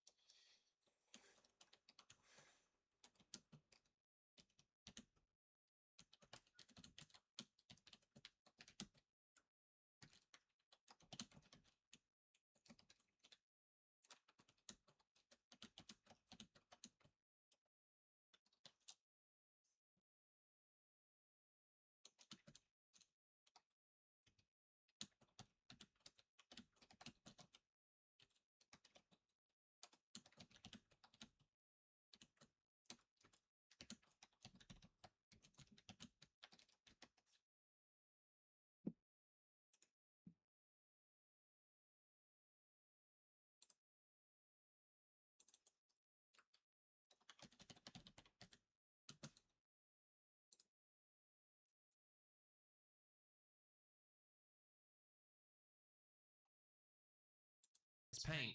Relax, relax. I know that's treading on someone else's territory, but here it goes.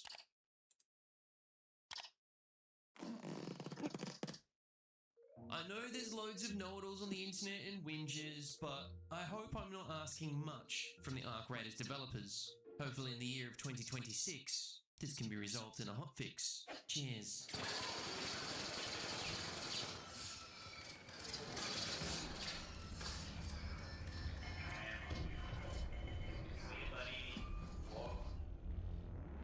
With all that said, I haven't completely turned into a villain in this game and exclusively started PvPing. You regulars watching me understand I have a back and forth relationship between being friendly and just going around shooting everyone up in the game.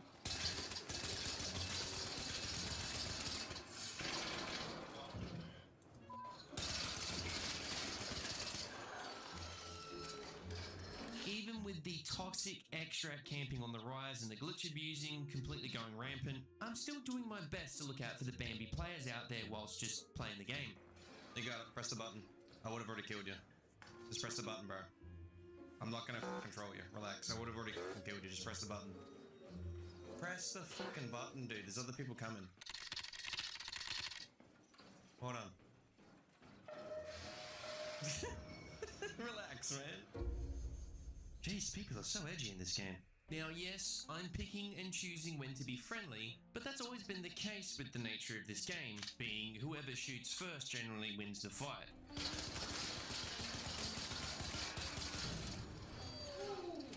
So unless I have the high ground, metaphorically speaking, I'm not taking any chances.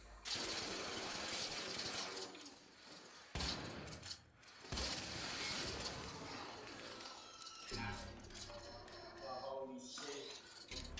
I got a freak it. I never fucking y'all. Holy shit, you ready to shit? Bitch ass. Oh, you come up here, you're slow, bro. What was that? You're a free loadout. What was that? What was that? You're free loadout. It's an A, buddy. You're free loadout. You're free loadout, are ya?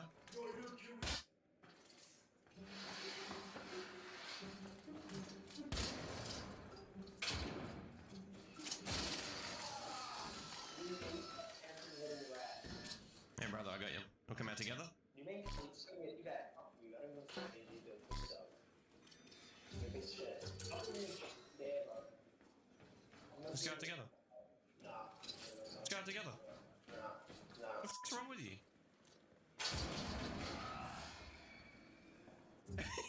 You okay, bro? Dude, come out with me. I'm not messing with you. This isn't a troll. I've got a full sack. I can't even take any of your stuff, bro. Joe, I've healed you up, man. Come on, let's go. You killed this guy too, didn't you? That's for Christmas. No, that guy was a dickhead anyway. He dropped M-bombs and shit. Come on, man, let's go out together. Why? I'm not going to jerk you off. You're going to air track with me. Why do you want to die so much? For real. I literally want you to come out with me. I'm not even trolling. I killed you so you didn't kill me. I killed you so you didn't kill me. No, I killed you so you didn't kill me. Use your brain. What if you shot me first and killed me first?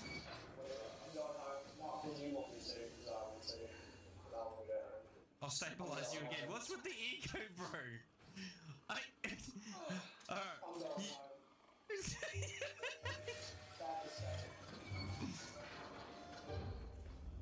One thing that surprised me about OCE in Ark Raiders is, well, I haven't really bumped into our old friends from China.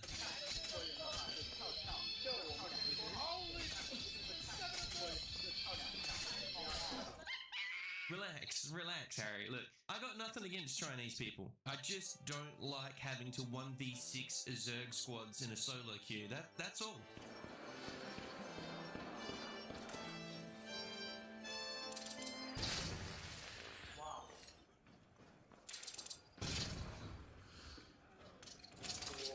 Hey Xiao, how about that? Was that pretty cool?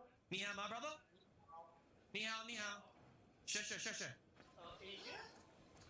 No, Australia.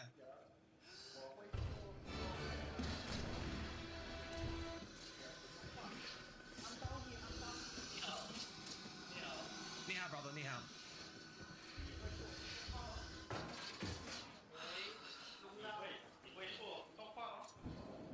Sure. The hell happened here, man? Oh, there he is. Xiao. Are you friendly? Yeah. Okay, how much health have you got? Oh, where? Health, HP, life, how much? HP? Okay, hold on. Okay, I have a HP. Stay there, I'll come to you. I'm okay. My bag is fine. Oh, okay, stay there. What do you reckon? We'll save him? Fuck no. No, huh? Guys, there. Huh? Come here. There is the bag. We have many things. Okay, there's a bag up here too. Many thing up here, I come soon. Okay.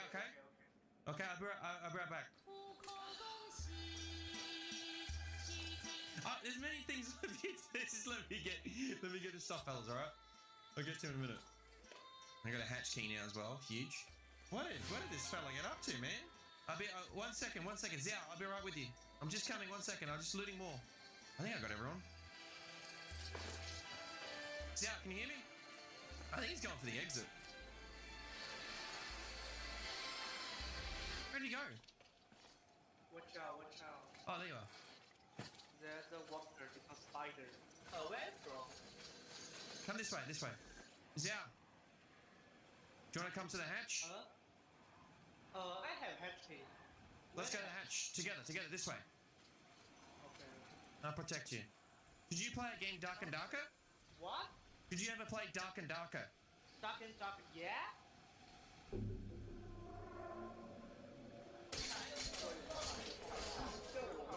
Do you ever remember a guy called the Spot Hunter? Fox Hunter. My English not very good, so yeah. That's okay. I'm one of those kind of guys who believes in forgiveness. We'll go. I'll protect you. Go to the hatch, all right? Go. You got 7 minutes. Go. Time. Time to make my blood more. You need to go hatch. Yeah. This poor bastard, man. Go hatch. Go. Okay. I need some time to make my blood. Oh, the blood. Yeah, I got you. Okay. Yeah. Friendly. Family. Where from, my friend? Australia. Australia. Okay.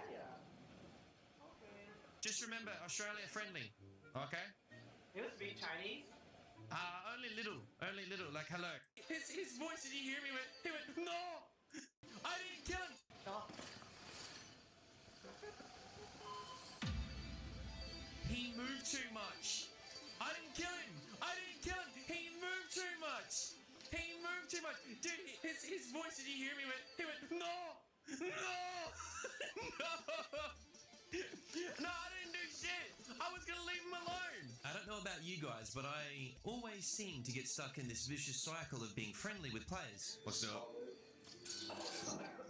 Name's Spuddy. What's your name? And then after that, I'll get mercilessly shot in the back by some scrub. And then that just sends me spiraling right back into dropping synthetic fuel on the floor and blowing up people's raids.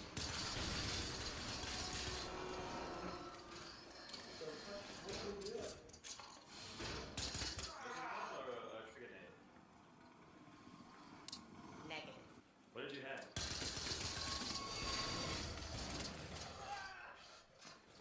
Rat, you want to go or you want you fucking They get so angry. It's a free loadout. They get so angry and it's like it's a free loadout. Like if he was geared to his eyeballs, I'd be like, oh, I get it, right? You know, he just came in with like, you know, his whole like life savings. It's got free loadout. Like relax. Jesus.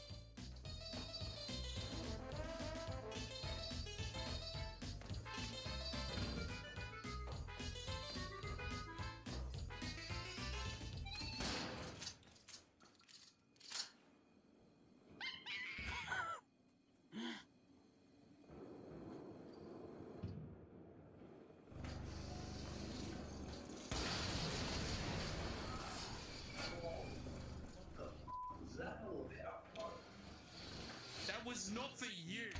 That was for a different person. Why did you trigger that? Well, I didn't mean to, man. There's a deed of my beard trying to use it on me.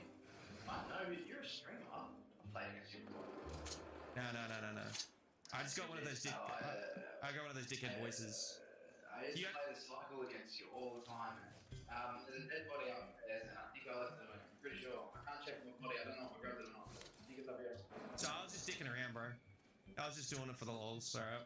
So don't take it personally. The explosives. You blew me up well and truly well. That was a good one. Quick question. Did your heart leave your body? Like your soul? Did it leave your body? That wasn't the only thing. Not much of me left.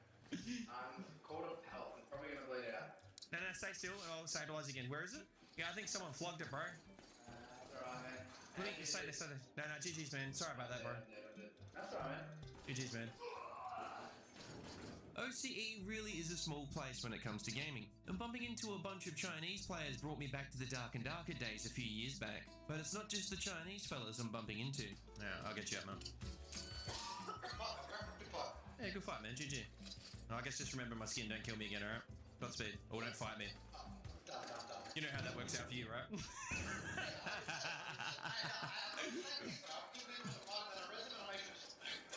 Alright, man. Good luck. Have fun. What a nice guy. Huh? I mean, it's my name. Yeah, I used to play Dark and Darker, bro. Yeah, 100%. Yeah, man. Small world, eh? GG's. Some of those guys I interacted with reminded me that there's still some chill gamers out there. Not everyone's going to cut straight to dropping N-bombs in the game when they get knocked out. So instead of taking responsibility for my own actions, I threw it over to you guys in the chat. You decided the fate of others in this game. And let's see what you decided. One's in the chat, I kill him. Two's in the chat, I become friendly and I leave with them. Holding hands. Go. Your life is in their hands. Looks like the chat's spoken. The chat has spoken.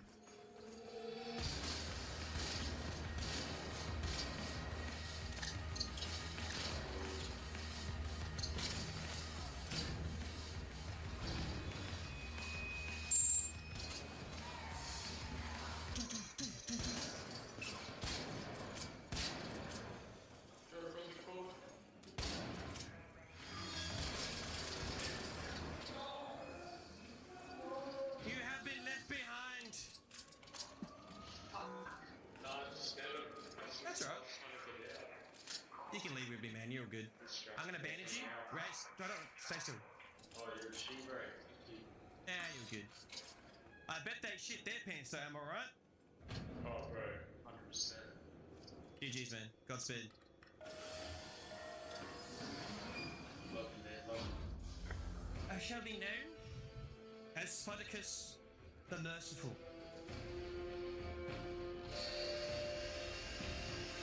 Well, that's about it. Cheers for watching and supporting me throughout the year, and I'll see you in the next one.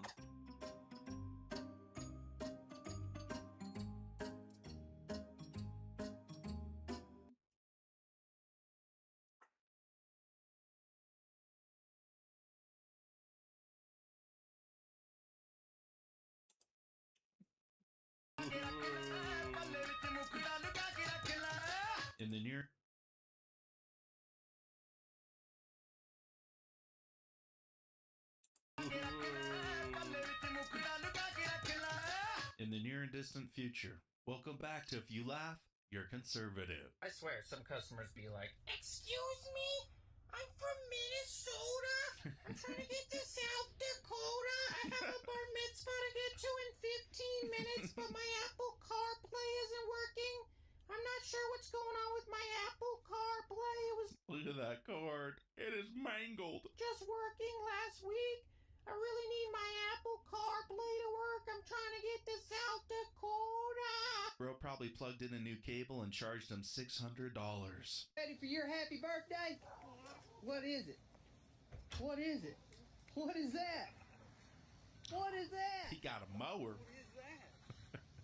You got your own mower now? You got a lawnmower, boy. Happy got a lawnmower, boy. birthday. You have to buckle it up. Yeah, you need to buckle up. Yeah, what's up? Now, if it actually cut grass, that'd be an excellent gift for every child. Maybe you can educate me, because I don't know too much about socialism, but in a socialist society, people still work, right? Yes. And then who pays them? It would just be a different form of forming the government and forming those different types of things. And it's the same thing as we already have certain things in place that already benefit our society, like He didn't SNAP answer that's the getting ended question, right though. now, and these types of things, and these types of, like, we can create more things and more programs and ways to pay people that benefit the greater majority rather than the billionaires at the top. You want a bigger word salad than Kamala Harris is quite the feat. I usually post videos about foundation repair, but I've just walked into a customer's house. Nice. And found this plumbing job, which you never see this much copper in anyone's house, never mind arranged so meticulously. That's called pride of workmanship right there. Oh, wow, you bought me a... Oh, Bro, this is yours. It's a duplex. It ain't no duplex. They bought it for me. No, they didn't. Now get out of my bedroom. I'm not in your bedroom. And you're on my side of the property line. Matter of fact, I'm about to put up a wall. Over my dead body. So be it. We ain't got no HOA. We need to build a wall. I agree with them. A lot of young people are saying housing is way too expensive. Why is that? Because we flooded the country with 30 million illegal immigrants who were taking houses that ought by right go to American citizens. And at the same time, we weren't building enough new houses to begin with, even for the population that we had. So what we're doing is trying to make it easier to build houses, trying to make it easier to build factories and things like that so that people have good jobs. We're also getting all of those illegal aliens out of our country, and you're already seeing it start to pay some dividend. Daily life. Somebody out there? I don't wish to burden you. As you can see, I came in for a sniff and now I'm stuck. So I suppose I need to admit that I need help. Help. Help, please. Is somebody there? I just want to touch him. I really thought I could hear somebody there. So if you are listening, then you can pull my legs. just pull on my legs, and that's fine, I don't mind. Yank them hard. Please help. You do not take this opportunity to grope me, sir. This ain't no buffet. Get out of here. Oh, you keep trash talking. Oh, I get it. You're filming. You're making content. What? Just pull my paw, bro. Oi, pull my paw. This isn't a fart prank. If you just pull on my paw, help get me out, and all will be forgiven, I promise. Like, I just asked you a simple question. What is a woman? A woman can be anything. No, because then that's subject to, like, whatever, just an identification. Don't you have anything better to do with your time? Why are you sprigging out? I'm just curious. I know, but let's stay on topic. Don't get emotional. You can actually tell a woman not to get emotional and she won't? That's a newsflash to me. Woman is someone that identifies as a woman. Yeah. How does that tell me anything? Like, if I was looking for a woman, if I was like, where's a woman? Where do they exist? And you tell me that's what a woman is, I wouldn't know what it is or where to look for it. Why do you care so much? Why are you changing again? It seems like you're stuck in logic and then you want to run away. No, it's just why does the contents of someone's genitals matter to you so much? It's not about genitals. That's literally your point. No. My point is, it's not about... there can be genitals to be a part of it, but my point is people are trying to make a truth statement, but it's not actually true. If it's true to that person. But reality isn't confined to just individual perceptions. Okay. So, if a transgender tree falls in the forest and there's no one around to hear its pronouns... If I told you I'm 6 feet 5 inches, what would you say? That I would question. I'll get down on my knees to make it true. Why? Because you're not. No, I don't think you should say that. Oh, that's incredibly offensive. You did not affirm his delusion? Shame on you. If you truly believed you're 6'5", I don't think it's harmful. I think it's fine if you believe that. It doesn't matter to me if you think you're taller than you are. So you'd be willing to tell me I'm wrong? I wouldn't tell you you're wrong. No, but I'd say that I don't think that you are. I feel like that's not my place as like another human to say someone is wrong or to draw lines or boundaries. No, I mean, I wouldn't just go like, oh, you're wrong, like, that's wrong to believe in it, because, I mean, again, it doesn't really bother me what you want to think about your height or anything. So, I can be a Chinese woman. Okay, I'm 5'9" and you're shorter than me, so tell me that you're 6 what? Nah, bro, don't think so. I might be wrong. Oh, if I'm wrong, then I'm 6'4". Nah, bro. Nah, bro. That dude's short. He's like 5'4" or something. Ain't no way he's 6 foot nothing. Music.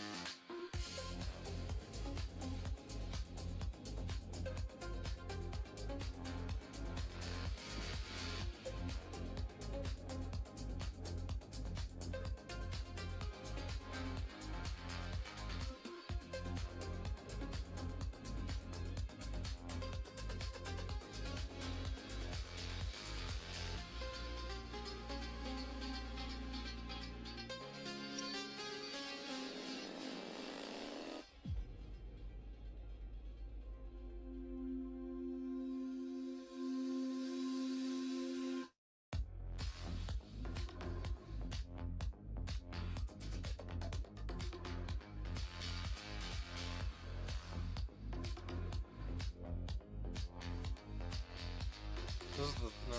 Okay.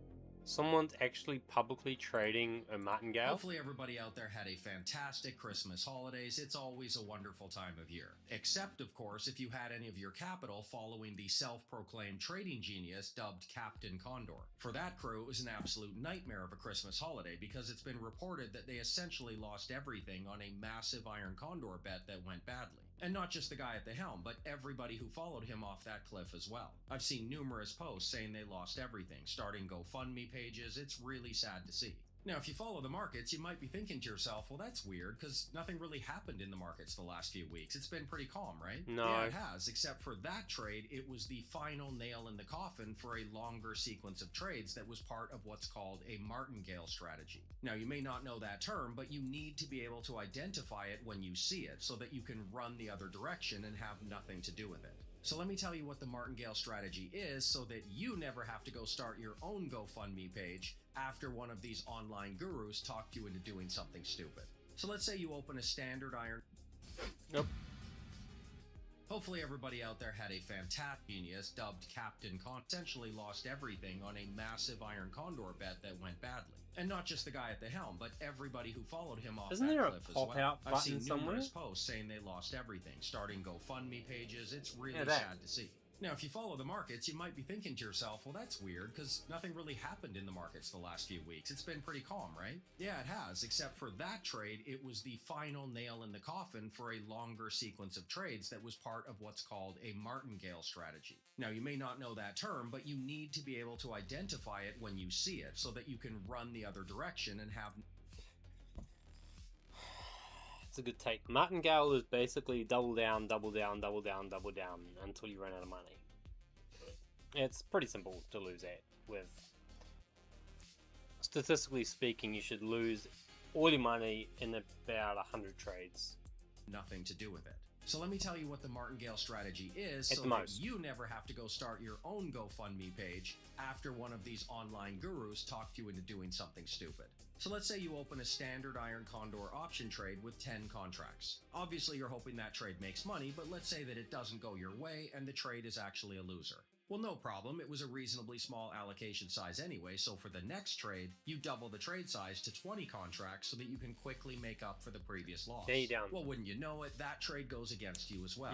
Now, 2 losing trades in a row happens, but surely it won't happen 3 times in a row, so on the next trade, you do 40 contracts. As it happens, of course, you thought it was a good trade setup, but the markets are unpredictable, and that one loses as well. So now the trading guru tells his followers, who are at this point no doubt panicking, no, you don't understand, we've got the market right where we want it. This is part of my quantitative strategy, all we have to do is double down and get it all back. So now we're up to 80 contracts, and this is going to be very uncomfortable because your trade size is now many times larger than you ever intended when you started. At this point, you're probably risking your entire trading account on the next Iron Condor being successful. And here's where Captain Condor should have gone back to grade 6 math class. What is the probability of getting heads on a coin flip after you've already got 3 tails in a row? 1 and 2. Well, it's still 50-50, isn't it? The coin doesn't care how many times you flip tails beforehand. The next time you do it, it's still 50-50. This is the classic gambler's fallacy. People talk themselves into thinking that if they've lost several times in a row, then the odds of winning the next one are somehow higher. Well, no, the market also doesn't care how many losing Iron Condor trades you've already had. The next one you open has more or less the same risk-reward ratio as all the other ones. Now, I know some people are going to say that Iron Condors aren't coin flips, and you're right. If you know what you're doing, you can find some edge there. But Captain Condor was just doubling down on trades and doing this. Day 1, lose. Day 2, double down, lose. Day 3, double down again, lose again. Day 4, now we're betting a ton of money and we lose that one too. Day 5, and it's not a very fun Christmas because at this point you've lost everything. But the problem is with that is that you didn't just lose 80 contracts. You lost 160 contracts, which is probably a year's wages depending on the contract, maybe more. The options market is efficient, and there's no edge in blindly rolling trades forward. Maybe in the 90s that was fine, but that hasn't worked in 2 decades. This is the SIBO Iron Condor Index, basically just systematically selling Iron Condors, and I say this all the time in my live streams. Blind option selling has an expected rate of return of about 0% minus trade fees. There's no edge in what Captain Condor was doing. It is just simply a martingale strategy. In his explanation, he was actually saying that he analyzed 3 years of market data and 5 losing trades has never happened before. Wow, a whole entire 3 years? What a tremendously short data set. I'm being pretty sarcastic here, but again, some grade 6 math teacher out there should have told him that the probability of flipping 5 heads in a row is about 3%. It doesn't take very long for something with a 3%. That means that it should happen 1 in 30 trades. probability to actually happen. In his case, couple of years. These option gurus do rudimentary back-of-the-napkin analysis and call it quantitative. It'd be funny if it wasn't so sad, and of course very dangerous for people that follow them. When this trade started, it was just risking a small amount of money, but because of the martingale strategy, just ramping it up as you're losing money, now it's risking the entire trading account and everyone else's on the next Iron Condor. Remember, still a roughly equal % chance of winning or losing, but you're all in now. And when that one loses, now you're homeless. This is the inevitable outcome of a martingale strategy. In every series of numbers, in every string of occurrences, there's always going to be outliers. Sometimes they can get away with it and look like a rock star for a while. But when it blows up, they get the fake tears going for an emotional YouTube video to their followers that they just bankrupted. Come on, guys, who could have seen this coming? I don't know, anybody who understands probability? You remember this guy? Mr. Rogue Wave himself? He's back, by the way, which just blows my mind. If anybody gives this guy even $1 to invest, they're out of their mind. But he did the same thing. I'll just sell way out of the money options. The price never gets there. That'll never happen. And then the market says, hold my beer. So please, when you see these option trading gurus basically just doing a martingale strategy, do not follow them off that cliff. Who's this His guy? strategy was no more sophisticated than going to Vegas, betting on red or black, and then doubling down every time you're wrong. The martingale strategy lures people in with a string of relatively easy wins, but on a longer-term time horizon, a complete blow-up is guaranteed. So now you're ready to see how all... That's actually correct, by the way. If this gets to like here, we should just close it, by the way. Hey, no.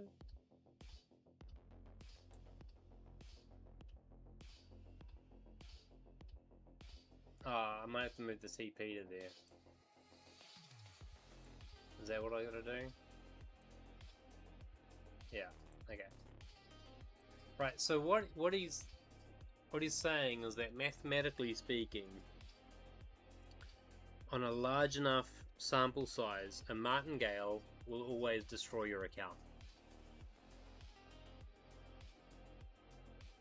Pretty simple.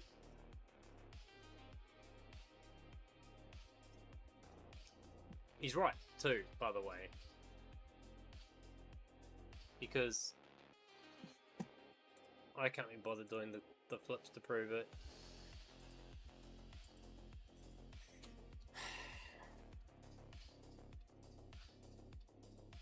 What is the probability of losing an account in a martingale if you start with a 1% trade? That implies 100% of the account. It's like 6 or 7, right? 6 or 7. You've got to get 6 or 7 losses in a row, and there's like a 60% chance of that happening or some shit. Right, so 7th trade, you blow the account.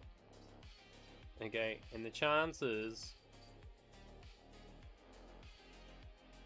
of getting that is 1 in 128. Which means that you've got a 1 in 6 chance, basically, of hitting that in 100 trades.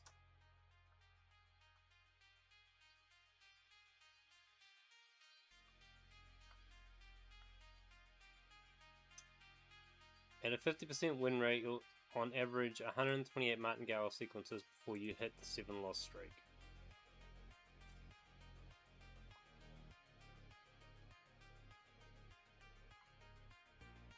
I've tried martingales before and I hit it well before the 100 and something on a regular basis.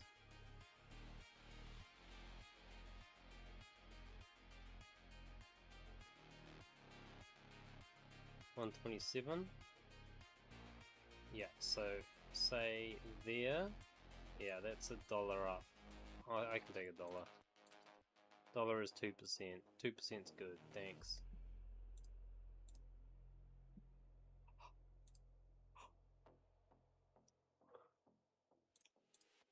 What's this look like on the 1 minute?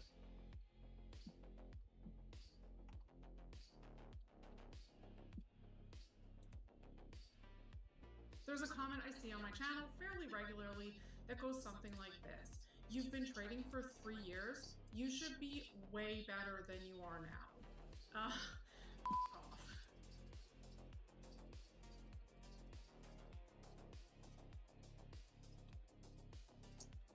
Yeah, YouTube, beep off. It doesn't matter how long it takes you to get to the end, bro. Just as long as you do. And people that say this shit don't know what they're talking about. They fluked some strategy, got a couple in a row, and think that they're fucking geniuses, and that trading's easy. Where are you in 6 months, bro? But seriously, I thought the same thing myself. That I should be way further along than I am. But here's the part that I don't think gets talked about enough. All years are not equal. Some years are genuinely wasted on gambling, overtrading, and just losing money.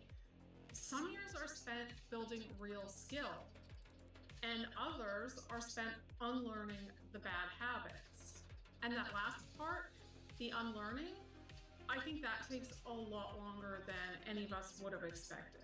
So I want to quickly go through my real trading timeline and what that's looked like for me.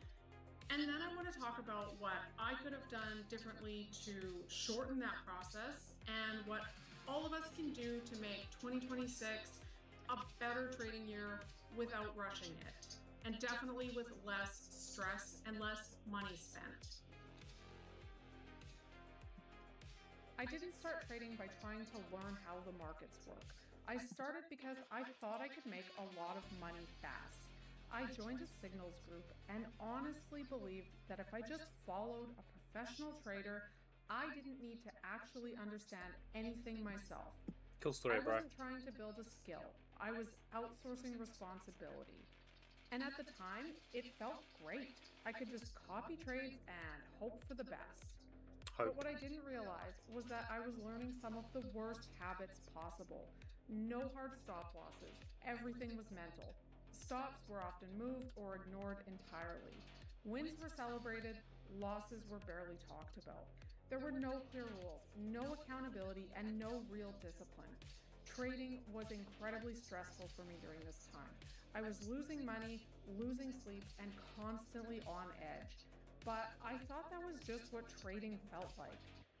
I started in the worst possible way, and it took me years to undo the damage from that. Eventually, I lost about $20,000 and my trading account was taken away from me. That's when I discovered prop firms, and I jumped straight into Apex's $300,000 account without actually knowing how to trade. So I did what everyone does. I went to YouTube. I wasn't learning a strategy though, I was collecting them. RSI, fractals, indicators, and then I found Albros. I bought his course, watched most of it, and tried to trade like him. But none of it worked. Not because the material was bad, but because I didn't have the structure, rules, or consistency. And that's where things really started to spiral. This phase was chaos. I passed evals, blew up funded accounts, and told myself I was getting experience. The problem was that everything looked like a reasonable trade to me. When you don't have clear rules, every candle if you're a starts to year feel in like you're and big everything looks like a good trade still, then you've been gambling for a long time. Opportunity. I was overtrading constantly, chasing moves, tilting, and jumping from idea to idea. And because I was trying to trade someone else's style, I couldn't even tell what was or wasn't working. But eventually, something important changed. In my third year, I finally did something different. I switched to the 1 minute chart and built a strategy that actually fit how I think. Trend-based, clearly defined rules, something I could backtest properly. The frustrating part? On paper, it worked. In backtesting, it worked. But live, I was still blowing accounts. I did get 2 payoffs from Top Step, which was real progress for me, but I still couldn't consistently execute. That's when it finally clicked. The strategy wasn't the problem anymore. The real problem was my discipline. At the beginning of 2025, I blew a bunch of funded accounts in a very short period of time. And instead of immediately signing up for more, I finally stopped and asked a different question. Why can't I follow my own plan? My answer to that is this thing called trading tolerance. Your plan may work, but it may not suit your trading tolerance. And either you need to up your tolerance or change your plan. I realized discipline wasn't something I could force. If my environment, my pressure, and my habits didn't support discipline, it would always break down. That's when I stopped focusing on making money and started focusing on removing the things that were sabotaging me. Yeah, that's a good big plan. part of the problem is that so many of us come into trading with really unrealistic expectations about how long it actually takes and how much money we're going to make.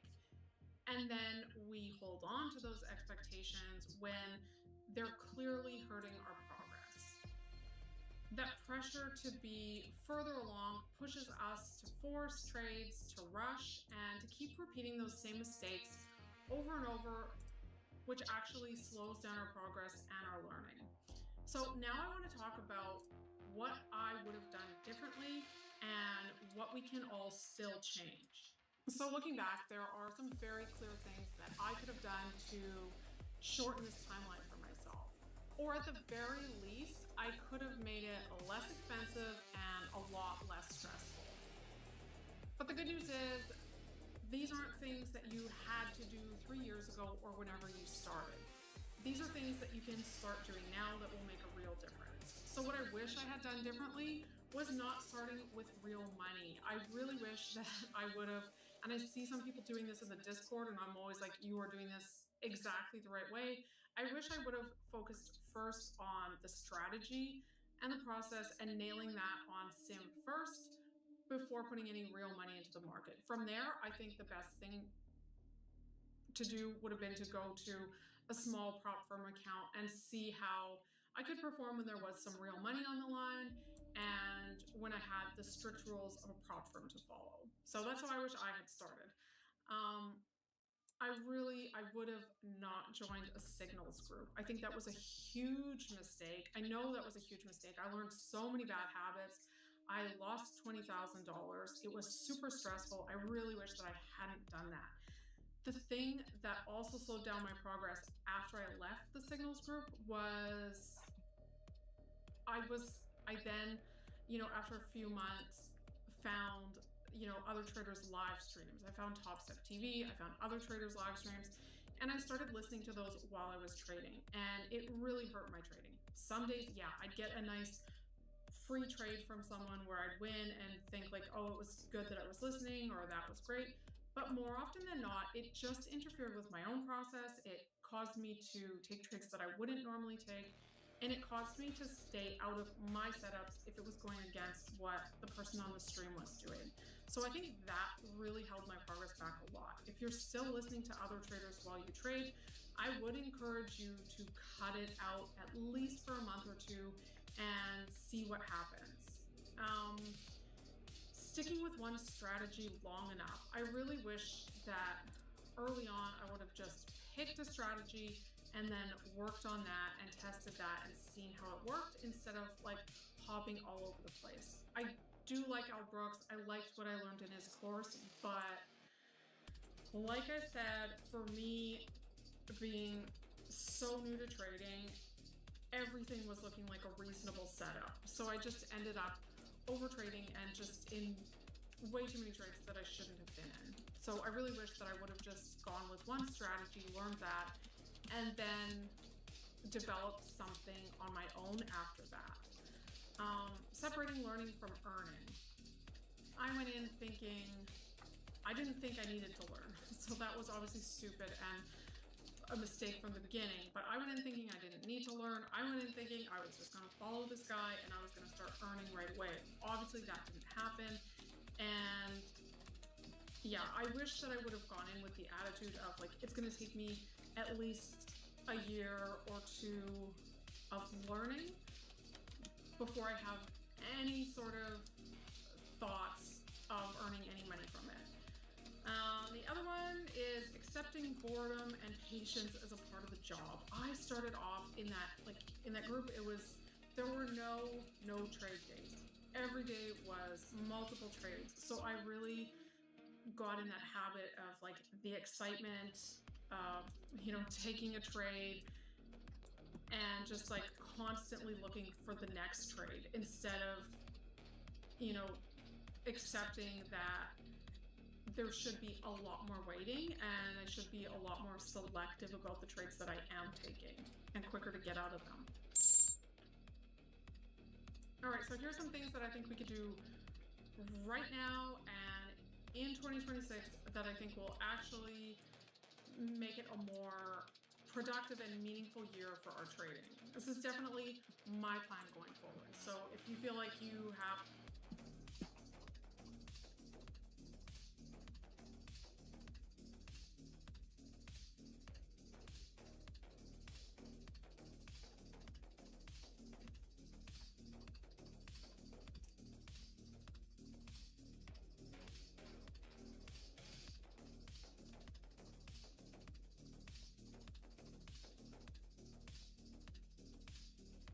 disconnected.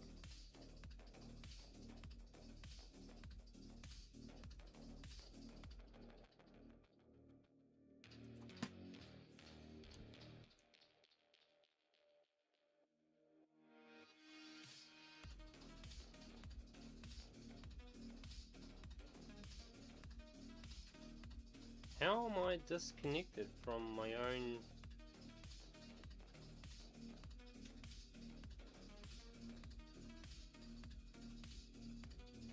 chat?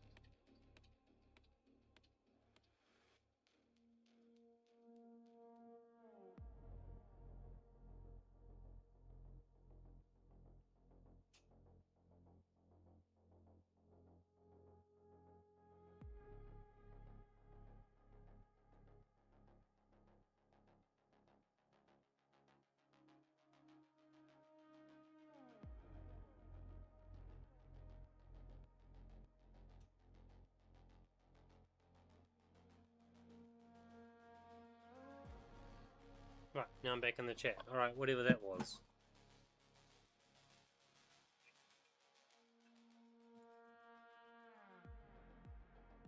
Okay.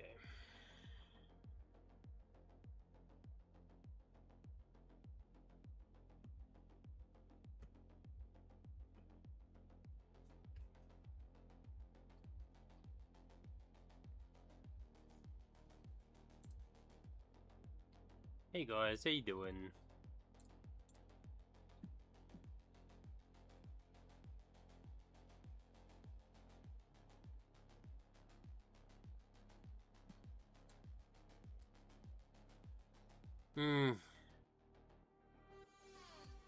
What a slow day.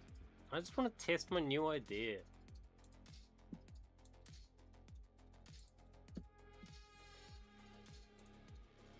It's hard to test on a live account when there's nothing moving.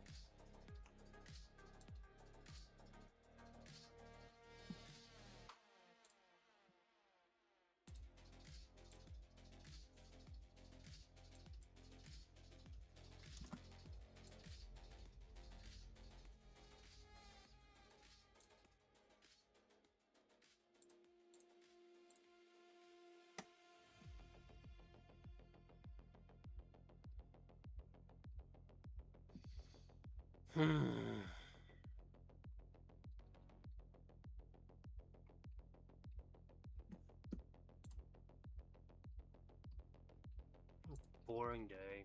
Shit happens.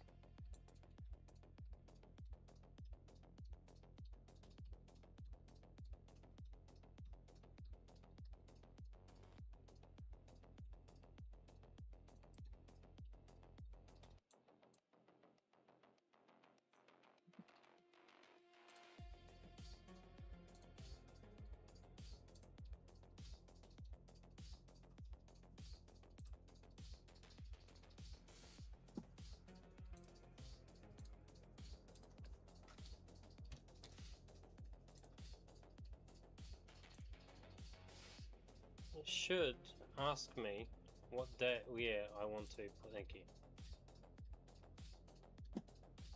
And then I should be able to set it to adaptive. In fact, what I should have done earlier was set this to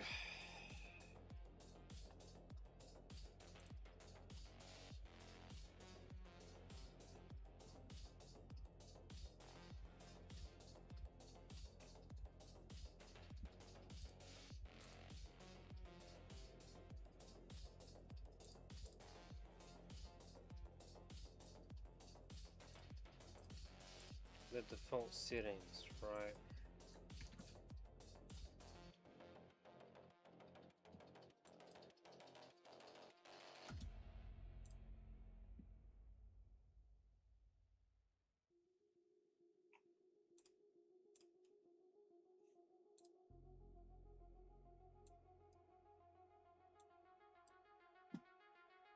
If I hit this, it should give me access to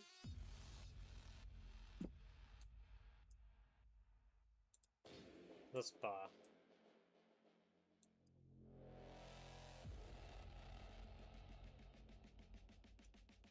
Which will cause a recalc and tell me nothing.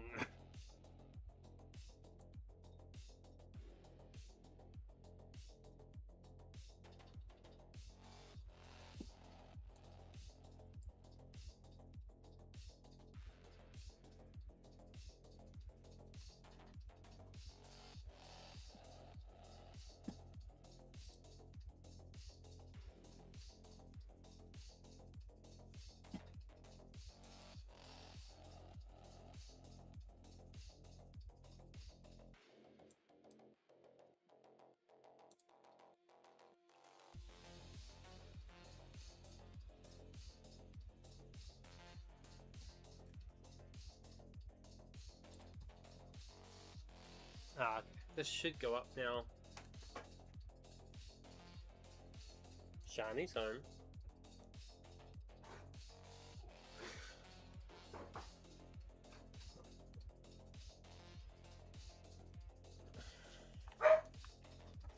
Yeah.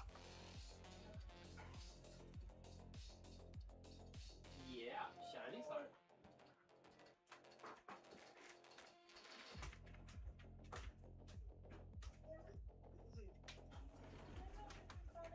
So happy to see you. I'm just gonna touch me. Oh, it's two of them. Yes,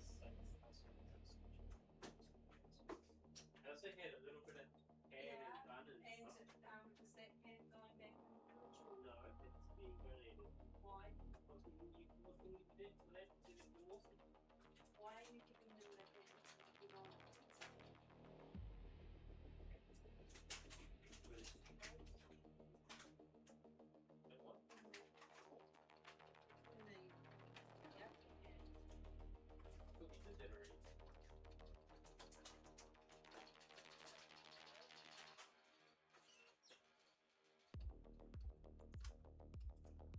My camera's on, by the way.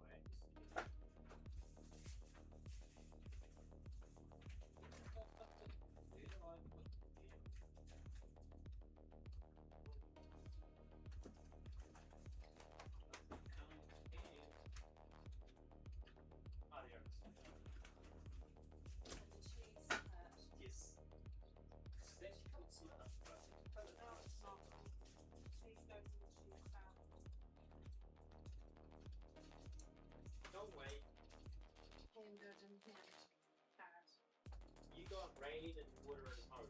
Go away. Okay? Be grateful for the things you got. Okay?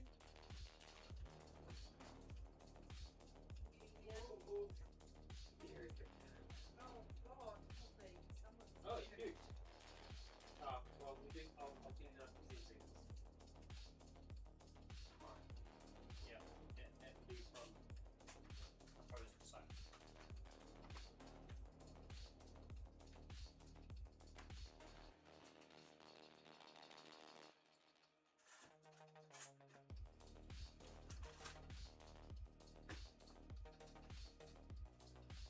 Okay, we don't sleep on the jack.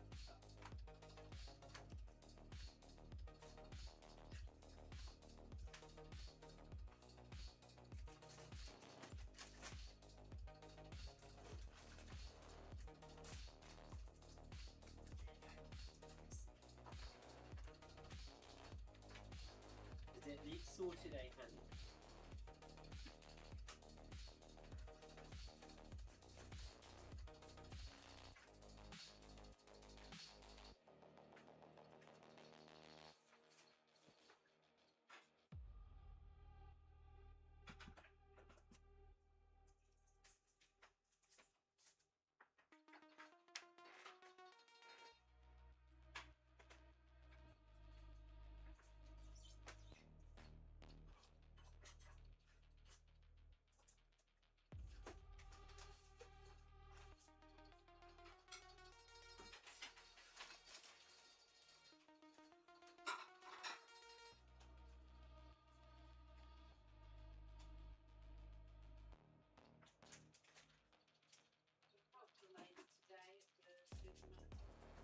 Is that you? She just picked up a parcel packet, gave it a bit of a shake, and then put it in her trolley. And I have noticed that when she shook it, the packet was open and bits of parcel falling. So I sent her some.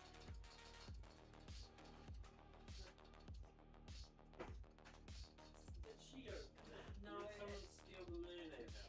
I don't know. Is this going on the defrosting bench, is it? No. Or is it going in the fridge? Freezer. Okay. Just checking. Because you do cook it from frozen. We have options. We have sausages, we have steak, we have a cooked chicken. All this in a cooked chicken? Oh my gosh, I'm okay with this cooked chicken. We have these Turkish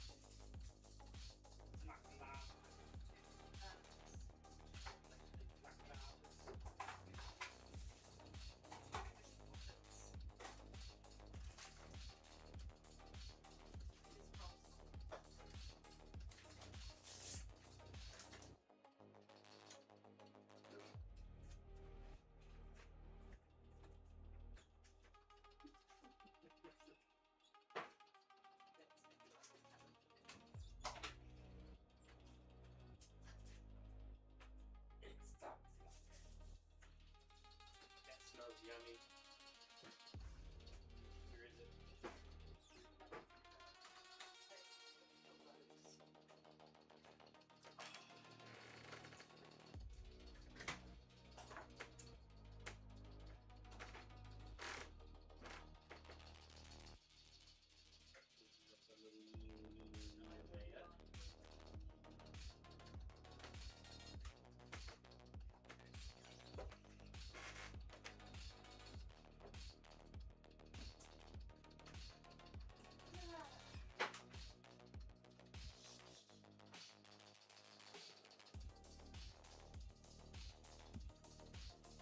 How was everybody's day? Trading. Which means 18 cents. 18 cents. Yeah. Lost 20 cents. I mean, it's still like enough. Well, I'm actually up $1.20, but yes. Just, I mean, that's been flat. Been watching some interesting videos, I suppose. They've been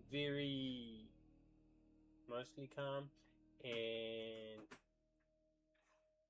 I can't remember why, but I decided he was going for a splash just before, and so he went for a splash, and then she heard it and went out there and screamed at him for 10 minutes, 5 minutes. And so I got more sick of her barking than him playing in the water, put it that way. I'm sure the neighbors did too. It was good though, because that way I wasn't going to forget that I had that water running anytime soon. Yeah. She wasn't gonna let you forget. And don't you forget it, and don't you forget it, and don't you forget My it. glasses came off while I was sitting at the dining table having lunch. Luckily, I had a little glasses repair screwdriver in my tea bag Mm-hmm. and found the screw. Okay. So I could repair them.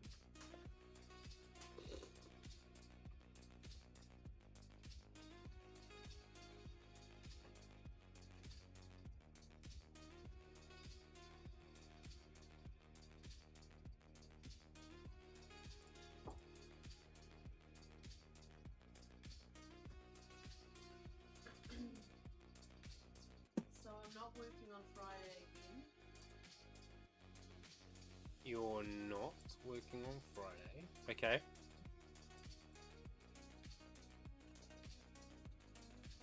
Which I was not sure of whether I would be working tomorrow or Friday.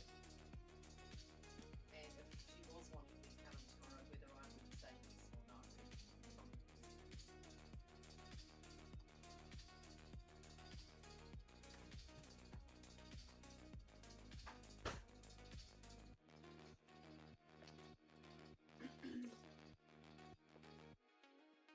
So, it's another 4-day weekend.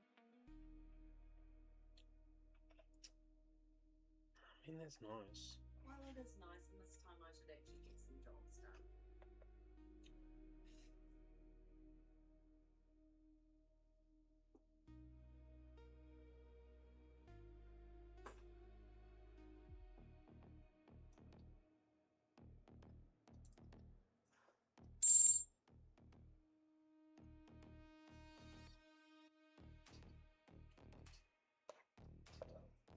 Did you have a nice shower? Outdoor shower? Nice full boy now. Is that fun? Doing fun things with that also. See the fun things.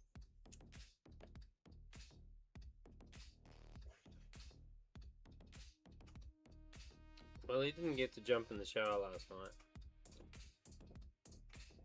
After he literally bowled me over to get in there. Yeah.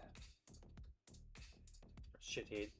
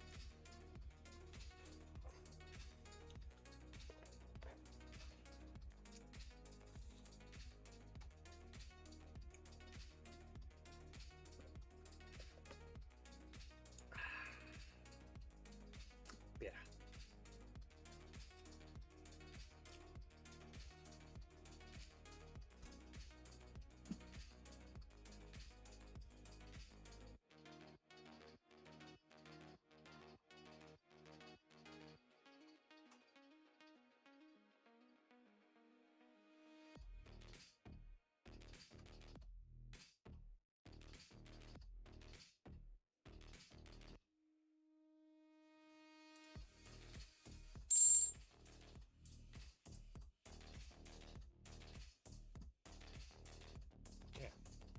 Now, I'm done with that, and I don't watch it again until something beeps.